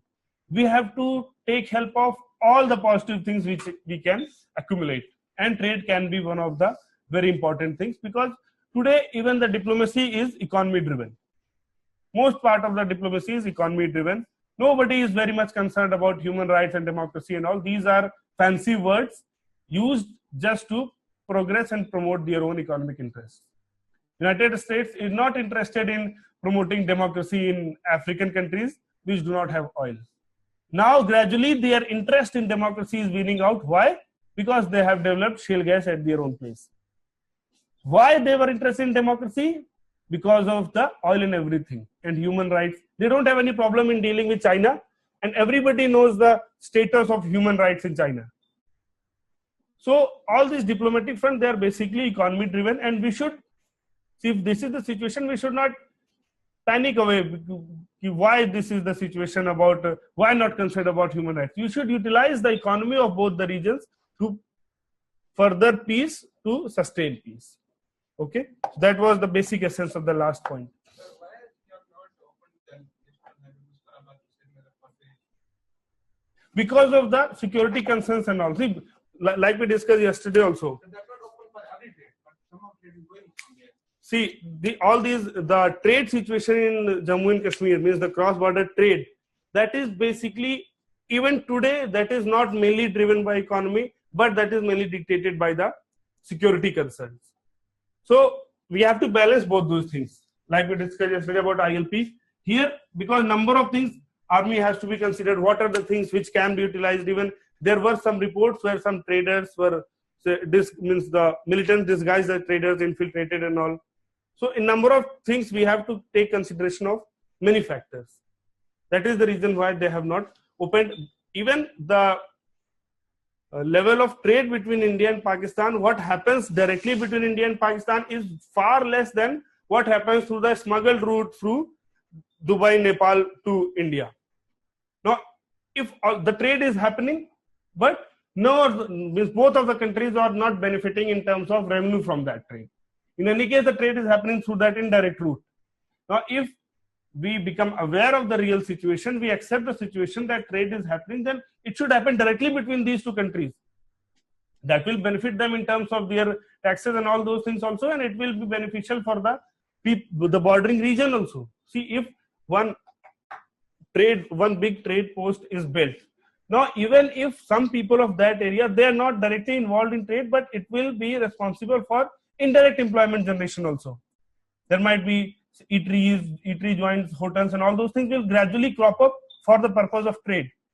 Now it has to be, now if you look on the other side, we can say that the security agencies or such experts, they say that it has to be very gradual. We have to take stock of the situation because of the very nature of this region and the security problems we have faced.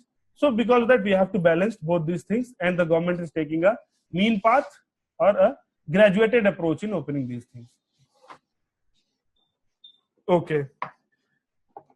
So now let's discuss about the role of United Nations and in all those things.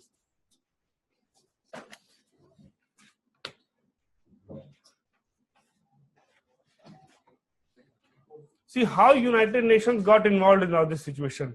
After that attack, that so-called tribal attack, and they acquired a certain territory of Jammu and Kashmir. So at that time, the then Prime Minister of India, Jawaharlal Nehru, he took the matter to United Nations, and he is blamed for that even till today by number of elements. Now you should not be very happy about blaming him, because leaders like that, see Jawaharlal Nehru, whatsoever, he took the decision of taking the matter to United Nations. See, he was a person who very strongly believed in institutions. Maybe in the parliament or any other thing. He believed in institutions, he had a faith in institutions, and he was an institution builder. Now, because of that faith in institutions, he built such a way that even today, these institutions are flourishing, those institutions are very much kicking and alive. Okay? If you want to criticize, you can criticize him for n number of matters. But since he was a person who deeply believed in institutions, he thought that United Nations as an institution, it was say 3-4 साल हुए United Nations को बने हुए. So he thought that since this body, this global body has been made for the sole purpose of resolving disputes between two nations, let's seek the help of that body. हो सकता है अगर आज ऐसा हुआ होता तो वो ना जाते United Nations में, seeing the actual functioning of United Nations. But at that time, he took the decision of taking the matter to United States, depending upon the information, depending upon what he felt about the United Nations. Now, that issue dragged and dragged and dragged. Today, in the hindsight, we can say that it was not a very prudent decision to take that matter to United States, because that way we internationalized the problem. Today, our stated stand is that Jammu and Kashmir is the internal matter of India, and we don't need any intervention by any foreign agencies or any foreign actor. Even with Pakistan, we basically we time and again claim for bilateral talks. Pakistan time and again tries to internationalize the problem. They take this matter to United Nations. They in their speeches in United Nations, they take this issue because they want to internationalize the matter. But India says that what is the issue in Jammu and Kashmir? It is a non-issue. It is an integral part of India. And let's discuss other things. Let's discuss terrorism. Let's discuss cross-border trade. But Pakistan says, let's discuss Jammu and Kashmir. Okay. So the positive thing about taking it to United Nations was that had it been resolved by United Nations, it would have got international acceptance and the situation would have rectified. But unfortunately, that did not happen. So we are facing this problem of internationalization of the problem of Jammu and Kashmir, which we never wanted. And even there were observer groups set up in Pakistan as well as in India to monitor the situation regarding that. Recently, after the formation of the new government, India has closed down that observer group. We said that, okay, initially we were saying, but we didn't go to the extent of closing the United Nations observer group. Now we said that since it is an internal matter and Jammu and Kashmir is an internal matter and India-Pakistan relations, they are a bilateral matter, we don't need, or your help is no further needed. So that office is now closed. So this is the status of United Nations. Now we don't talk much about it because of the sheer track record of United Nations. Okay, so write down. After the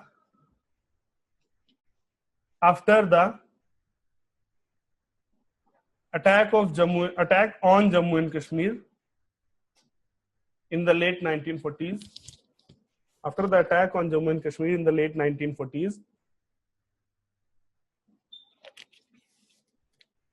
and grabbing of a sizable territory by Pakistan. That's what stated position of India is. They might call it POK, they might call it Azad Kashmir or whatsoever. The stated position of the government of India is that it is an Indian territory which has been grabbed by Pakistan. So grabbing of a sizable territory by Pakistan, the then Prime Minister of India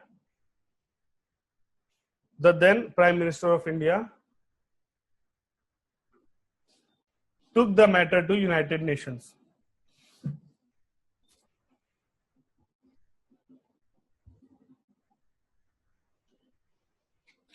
This decision taken by him at that time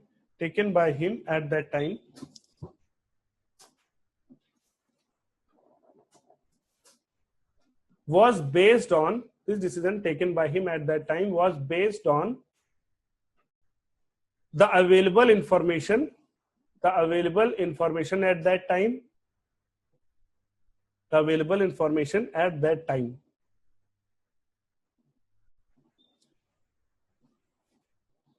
Full stop.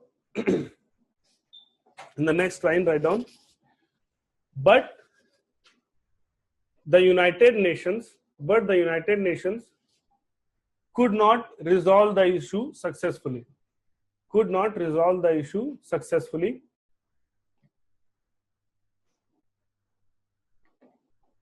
And the problem got internationalized.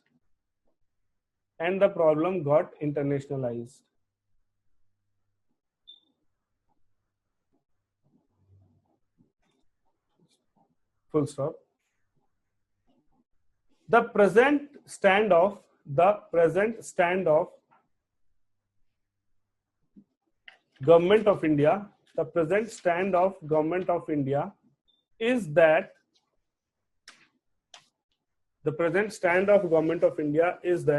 Jammu and Kashmir is an integral part of India.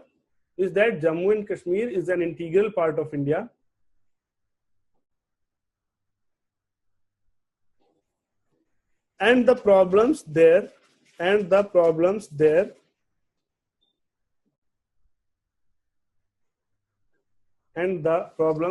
and Kashmir is an integral part of India, and the problems there are an internal matter of India.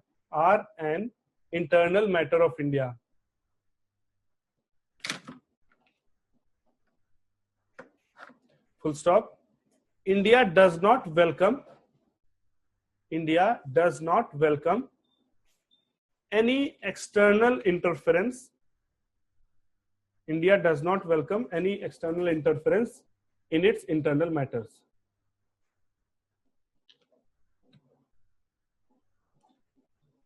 In its internal matters. Full stop. It is also stated by the government. It is also stated by the government that Indo-Pak relations are a bilateral issue. Indo-Pak relations are a bilateral issue which should ideally be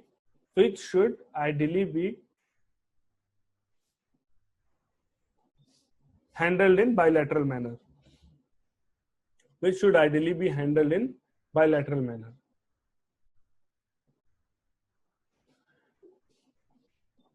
Full stop. In next paragraph, the United Nations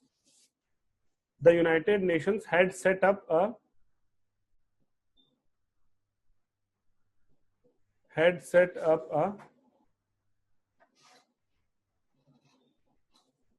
observer group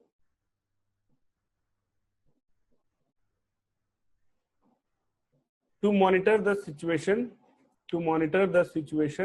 Observer group to monitor the situation, but that office has been recently closed.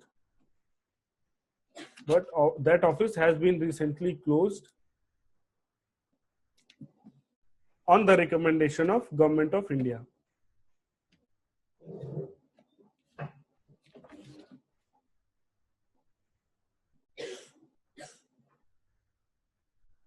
On the recommendation of Government of India. If you want to write down, you can write down after the coming of the after coming up of the new regime, this office was closed.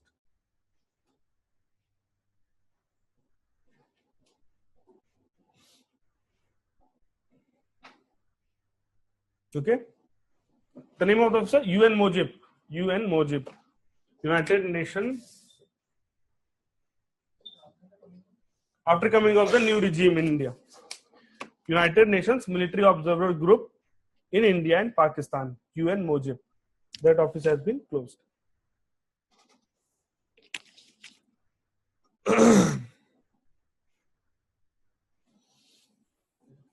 Okay. Now, let's talk about the. Yeah. India is also very active in various forums to raise the issue of infiltration by the Pakistan. Yes. This, of course, is a bilateral issue, which ultimately will give the space for Pakistan to internationalize this issue. We try to internationalize this. We are in an effort to internationalize the issue of infiltration, terrorism, and all those things. See, there's a simple habit. All those things in which Pakistan has a weak point, we want to internationalize it. Like we also said that Pakistan is the terror outsourcing or the terror training ground of the world. And that's what I was going to it. A recent shift has also been observed in the Indian stand. Now, earlier, what was the situation that we were not publicly talking about Balochistan and all these regions of Pakistan, because we thought that if we talk about Balochistan and Gilgit and all those regions, Pakistan will get a reason to talk about Kashmir. But that is the change in the stand of the Government of India. India is on the diplomatic front also, India is becoming more and more assertive. That is one of the changes which has taken place in the stand of Government of India vis-a-vis Pakistan, that we are now openly talking about the situations in means the internal situations of Pakistan, the human rights situations in Pakistan, the Baloch freedom movement and all those things. So don't you think this sort of discussion will give us Yes. space for Pakistan Certainly. to internationalize the Kashmir issue, which of course we don't want. Now, see, that is the change in the stand I was talking about. You will make you right also. See, now because we are becoming more assertive, earlier we were not talking about it. But in the recent part, we started talking about why we were not talking about Balochistan and Gilgit and Baloch freedom movement. The sole reason was that we did not want to give a chance to Pakistan because it will give a reason for Pakistan to talk about Kashmir. They will say that, okay, even if we accept that it is your internal matter, now you are talking about our internal matter, that gives us the right to talk about your internal matter. But now we are more confident, we are gradually becoming more assertive in our diplomatic policy also. That's why we feel confident enough to talk about these issues. And the second reason which the government might have thought is that now on those fronts, we can target Pakistan.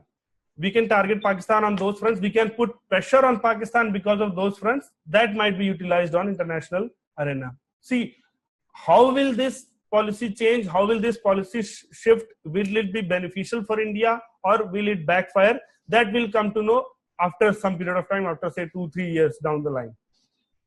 But this is the change in the policy. Like we'll just discuss about surgical strikes and all also. Rather, we'll discuss in the border management part because it is more related to border. See, earlier also these type of surgical strikes and those things were being carried out. Even that Operation Thunderstorm, many experts say that it was practically carried out by the Indian Army. Just notionally, we said that it was done with the help of Bhutan Army also, Bhutan agencies also, so as to save the face for Bhutan agencies. So earlier also we were doing such things, but what was the policy of the government of India? We were not disclosing it publicly. Now there is a shift in change where we are saying that now we are also disclosing it publicly. So there are positive and negatives of both, which we'll see during our discussion border management. So these, see, any government has this freedom of deciding the policies. Even during this surgical strike and all these media debate was going on, there was an article by P. Chidambaram where he said that, see, it is the policy, even an opposition leader, a former home minister, he said that it is the prerogative of the government to decide whether they have a policy of publicizing the surgical strikes or they have a policy of keeping it a covert operation. We do not question this thing. But what he criticized was that there should not be any chest thumping or things like that involved. We'll discuss that on those. So what I was saying is that this change in policy is the prerogative of the government. Now whether that change succeeds or fails, that we'll see later yet. So write down. Yeah.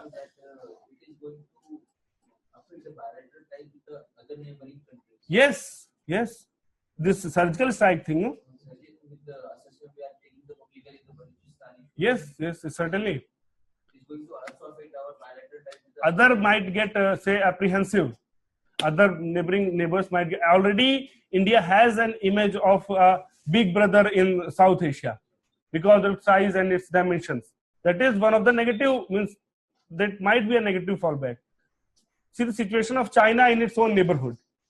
Every neighbor of China is apprehensive about the assertiveness of China. That is basic. See, if you might have, any of you might be having public administration optional. See, this principle was given by Chanakya, this diplomatic principle in his Arthashastra. He said that any country which is your immediate neighbor will be antagonistic to you, will be your foe, will be your enemy. But a country neighbor of your neighbor will be your friend. And that is applicable even today. India and Pakistan, close neighbors, not good relations. India and Iran, now say Iran and Pakistan, close neighbors, not so good relations. India and Iran, very good relations. China and Japan, close neighbors, pathetic situation of diplomatic ties. Now, India and China, pathetic situation. Between India and Japan, very good ties. So, because if any country is becoming more assertive in any region, other countries of that region become apprehensive. The government would have certainly weighed these pros and cons and then decided of becoming more assertive and all. Even if you, in world history, we read that also. There was this system in Europe which was designed so that any one country should not become very powerful. Lord Metternich and all. World history पढ़ लिया कि नहीं भी? अरे तब फिर पढ़ो. Okay, means during this world history you'll read that all this, at some time Prussia is becoming very strong, at other time France is becoming very strong, Italy is becoming very strong. So it was decided, this Congress of Vienna, it was decided that there should be a system where any one country should not become very strong, so that peace is maintained in the region. Okay.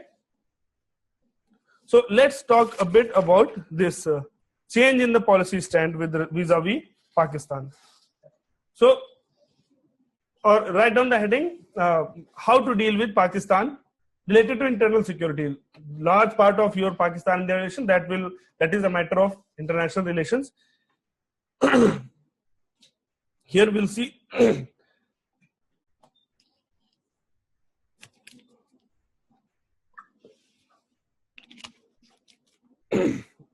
we need a mix of strategies in dealing with Pakistan. We need a mix of strategies in dealing with Pakistan. So out of that mix, the first strategy is first thing, write down, there should be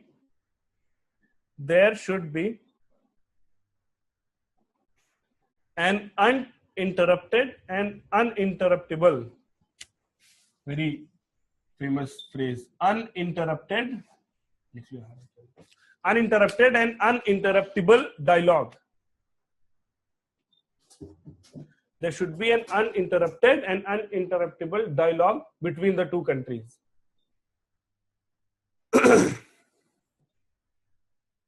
See, at times it happens, we have seen that even on very small reasons, we stop the dialogue process. Now, dialogue process, continuation of that is the basic thing which can lead to some solution.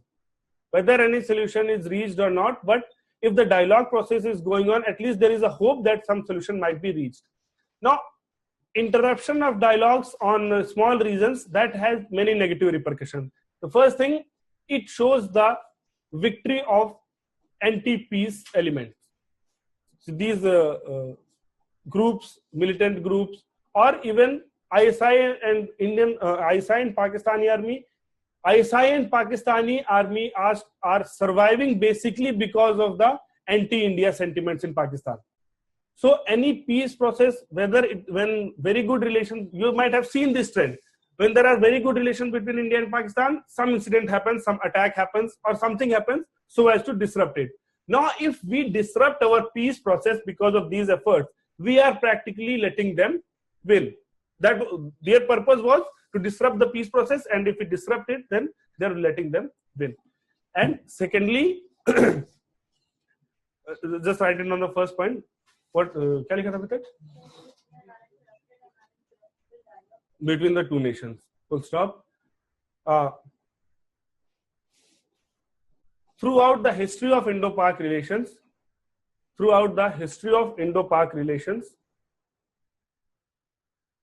we have seen that whenever a good phase is going on, in the bilateral relations,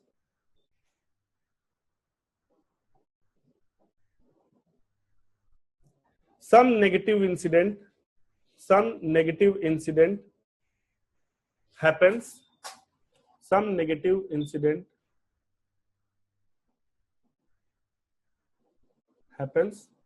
and derails the peace process. Some negative incident happens and derails the peace process.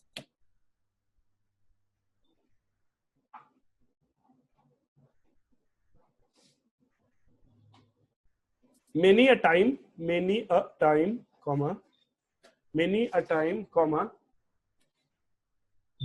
incidents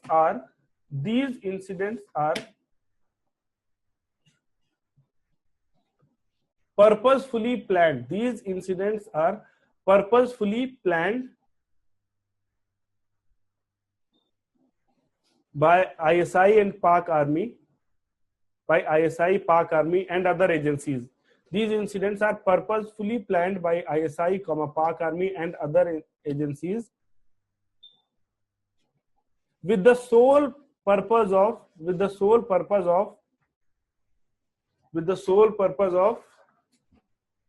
Souring the Indo-Pak relations. Souring the SOURING. Souring the Indo-Pak relations. Full stop.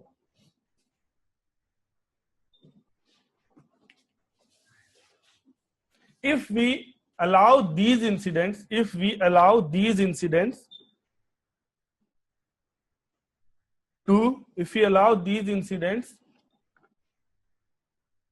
to hamper the peace process, we are letting these anti-peace groups, to win. Okay.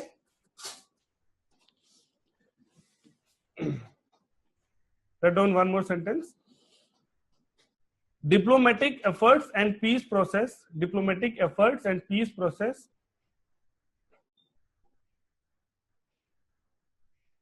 keep the hope of a solution. Diplomatic efforts and peace process keep the hope of a solution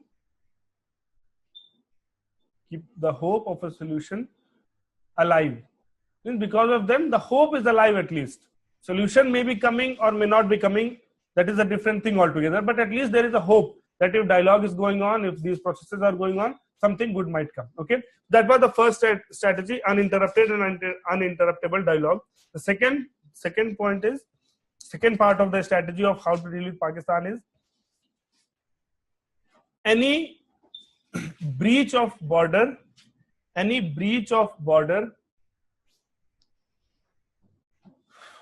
terrorist activity,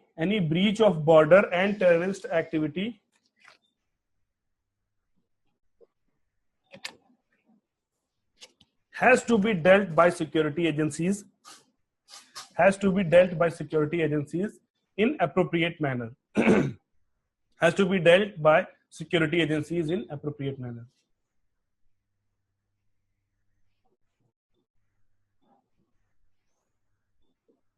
Okay, what does it mean? Dialogue is a separate thing, but any terrorist activity or infiltration effort, breach of border means infiltration efforts, anything of that sort that has nothing to do with the dialogue. There might be a summit going on in Delhi, but if somebody tries to infiltrate on the borders, that has to be taken care by infiltrate activities.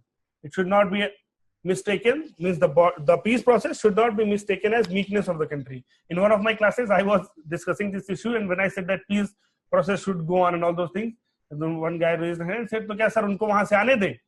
नहीं भाई, आने को नहीं बोल रहा हूं मैं, peace process चलती रहे और साथ ही साथ सिक्योरिटी एजेंसीज अपना काम करेंगे, उनको थोड़ी जाना है वहां पीस प्रोसेस में.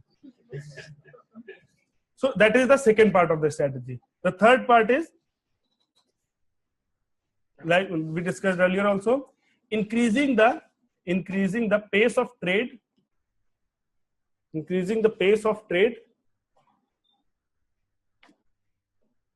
without any compromise on security front.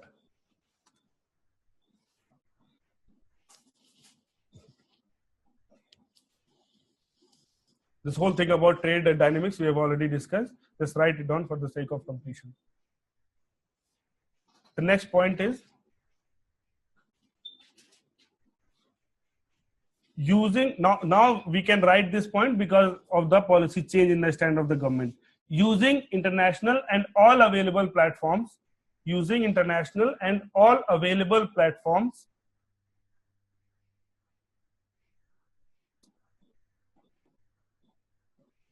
to highlight the role of Pakistan,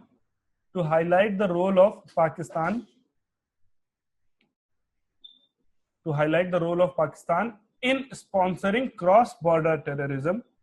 Using international and all available platforms to highlight the role of Pakistan in sponsoring cross-border terrorism, and revealing the Pakistani policy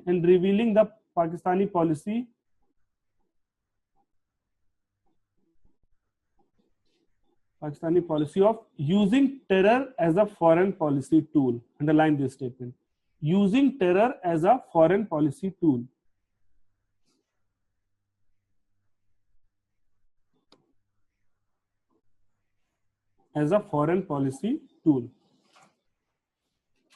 Okay. So we have to work on all the fronts, on international fronts. In bilateral meetings, we have to highlight the issue, so as to create an atmosphere where Pakistan is practically isolated on the terror front. Okay. Next, write down the heading, 1 or 2 lines. Just write down about the change in the policy stand vis-a-vis Pakistan.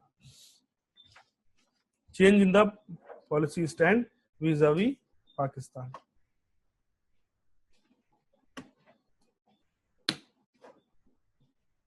The same thing which we discussed. I just want to document it. So just write down earlier.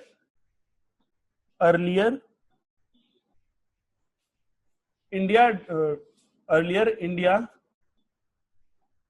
refrained from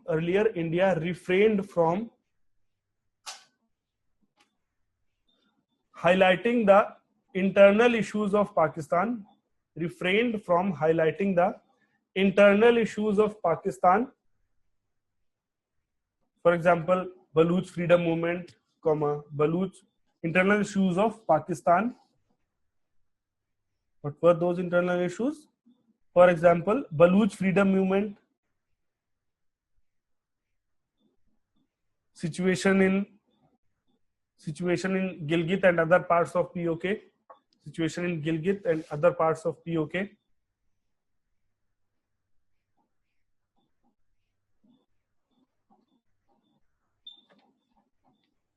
Full stop. This policy was adopted. This policy was adopted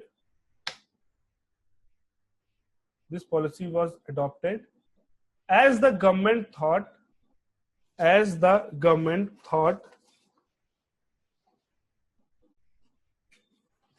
that it might give a justification. Government thought that it might give a justification for Pakistan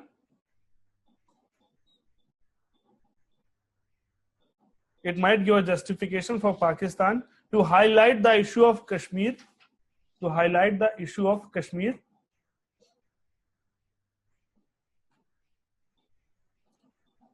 which India considers as its internal matter.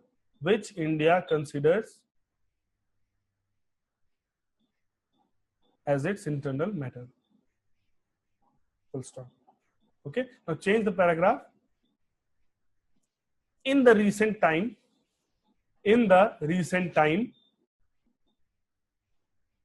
a policy shift has been observed.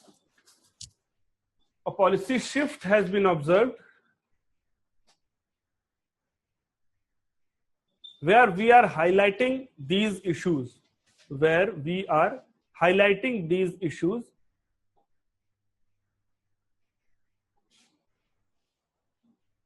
And also appealing directly to the people of Pakistan.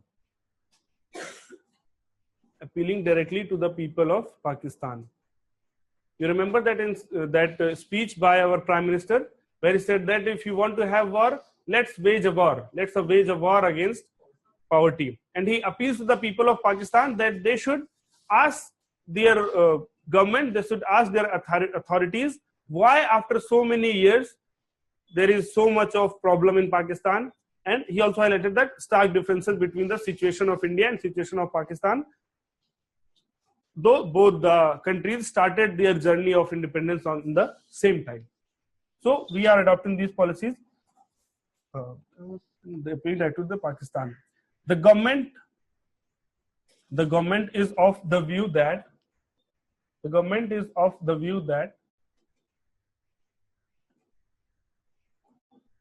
an assertive diplomatic policy towards Pakistan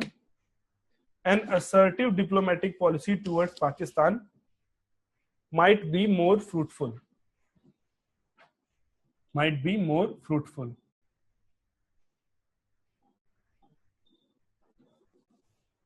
Also, might be more fruitful, full stop. Also, we might be able to create a pressure on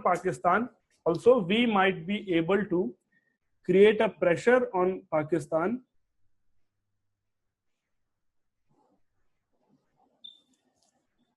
by highlighting these issues.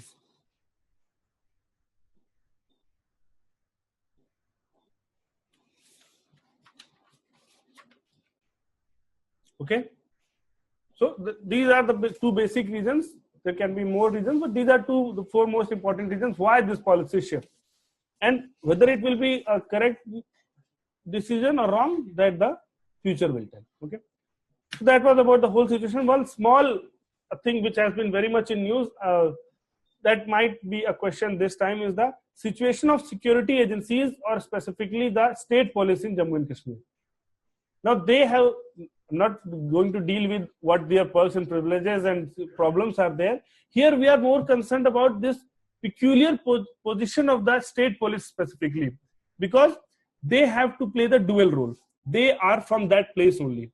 For any outsider, or say any army personnel or experts from outside, it is merely a problem. It is merely an internal security problem or international problem or whatever problem it is there. But for them, it is their home. They cannot they cannot just stand on the side and analyze it as just another problem. It is their home that is burning. That puts them in a very peculiar situation. And the dual role being played by the J&K police or the security agencies, first, that they have to ensure the safety and security. Along with that, they are their own people. Even though they are pelting stones today, but they are their own. They might be their friends, their relatives, their family members. You cannot expect them to act like they are simply. For them, it is not a faceless mob. For other, or say, external agencies or central armed police forces, the people from outside who are deployed there, it might be a faceless mob for them. But for the people who are from there only, they have this.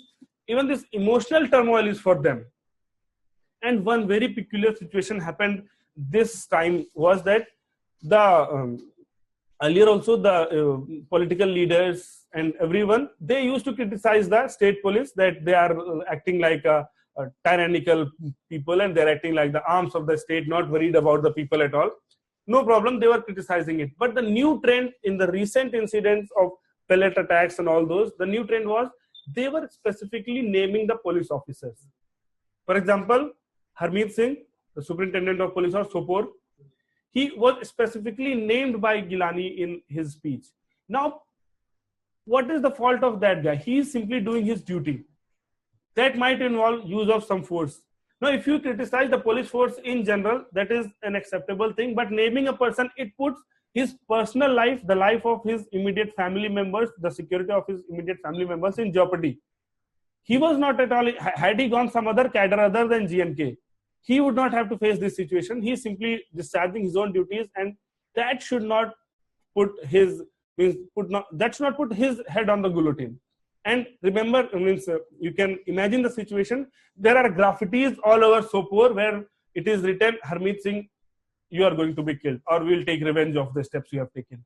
Now imagine even if he is going to his office from his residence, and on the way, or he is a police officer, maybe he's a strong person, but remember his wife or his children reading the name of their father with a clear-cut threat of their life for them.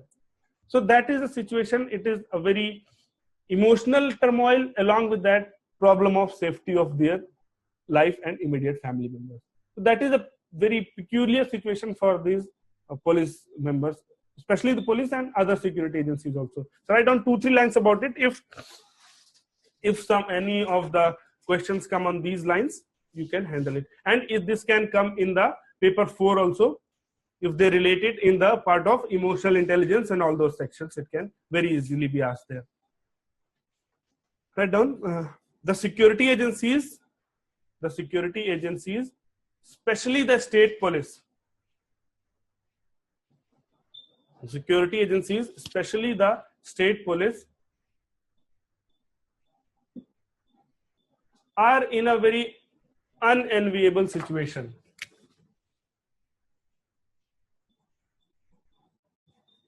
Are in a very unenviable situation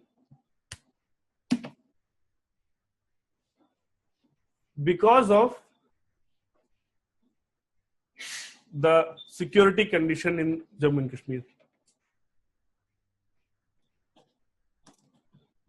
Full stop, because of the security situation in J&K. Full stop. They have to play a dual role. They have to play a dual role of providing security. They have to play a dual role of providing security, and along with dual role of providing security, along with connecting with the people.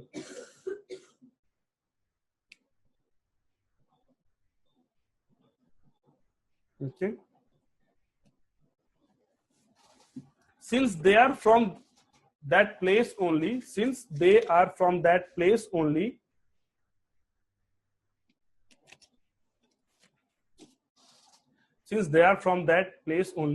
they cannot view the situation. They cannot view the situation as merely an issue. They cannot view the situation as merely an issue, and put issue in quotes, as merely an issue. Full stop. It is their home which is burning. It is their home which is burning.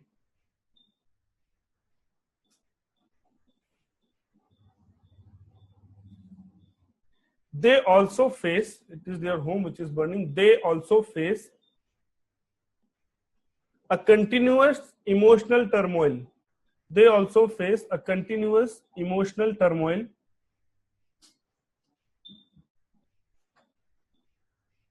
because of this dual role. Because of this dual role.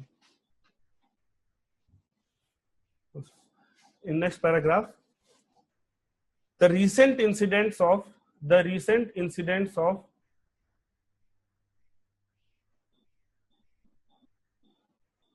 naming of police officers, the recent incidents of naming of police officers in criticizing the police, naming of police officers in criticizing the police by the political leaders,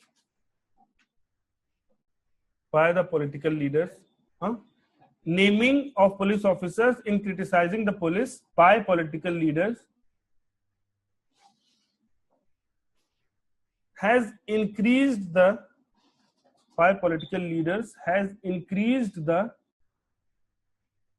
security threat on the police officers.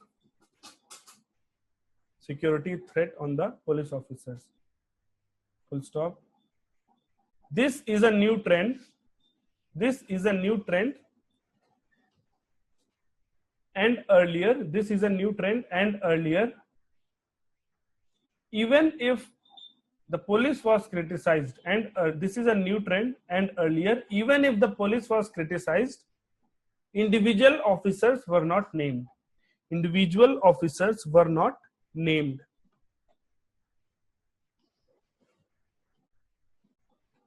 Okay. Full stop. They seem to be involved in a thankless job.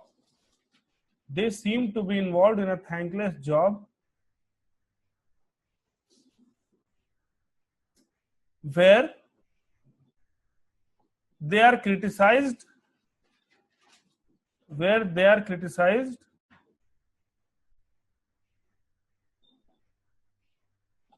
for not only failing in performance of their duties. They are criticized for not only failing in the performance of their duties,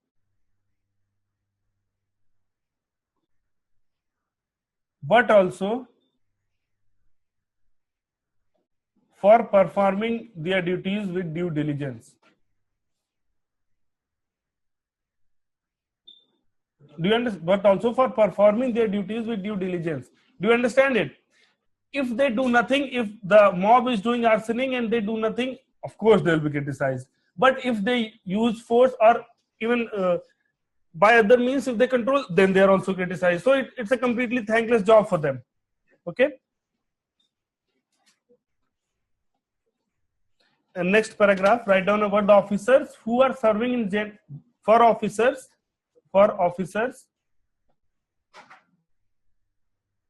who are from outside of J&K and serving in J&K. For officers who are from outside of J&K and serving in J&K,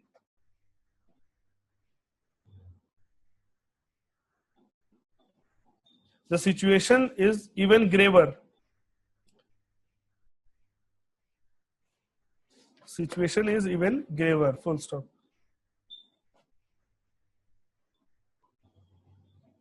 Because the people see them with a sense of suspicion. See, any police officer of outside J&K, if he is serving J&K, even though he might be very sympathetic towards the cause, but the people have a sense of suspicion as they think of him as an outsider. The people see them with suspicion as they perceive him as an outsider.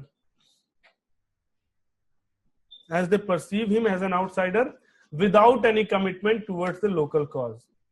Without any commitment towards the local cause. Now see, this might be true for some of the officers. This might be true for some of the officers, I'm aware. But not everyone will be thinking on those lines. But a common perception has been made and everyone is branded that way. See, it cannot be said that the people are at fault altogether because they frame their opinions, they frame their perception based on their past experiences. They might be having some experiences which went bad with the police officers from outside of the state, and depending upon that experience, they frame the perception of that all the outsiders are, they don't have any connect with the common people. It might be a situation that some officer, because if he is posted in J&K in state police, it's for a lifetime. The whole career has to be there. He might be feeling a connect. He might be trying to connect with the people, but he might fail because of that perception. Okay? Write it down so that you don't forget. This might be true for some officers.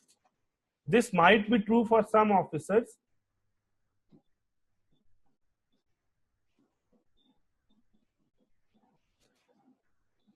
But painting all the officers in same color is not a prudent thing. But painting all the officers in same color is not a prudent thing.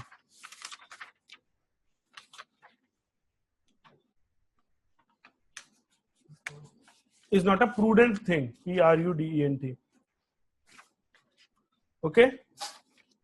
So that was about the overall about Jammu and Kashmir, and it is such a big issue that we can dedicate all the 3 classes for Jammu and Kashmir, because years and years of so qualified diplomats, so qualified bureaucrats and well-intentioned political leaders of both the countries have involved, and we are not able to see any solution to the problem. So it would have been a very high expectation if we have thought that our class will provide a solution, but certainly our class will provide a guiding light towards the solution. Might be someday when you all will become bureaucrats, we will find a solution to the problem. Have this hope that we will find a solution to the problem. Let's see what happens.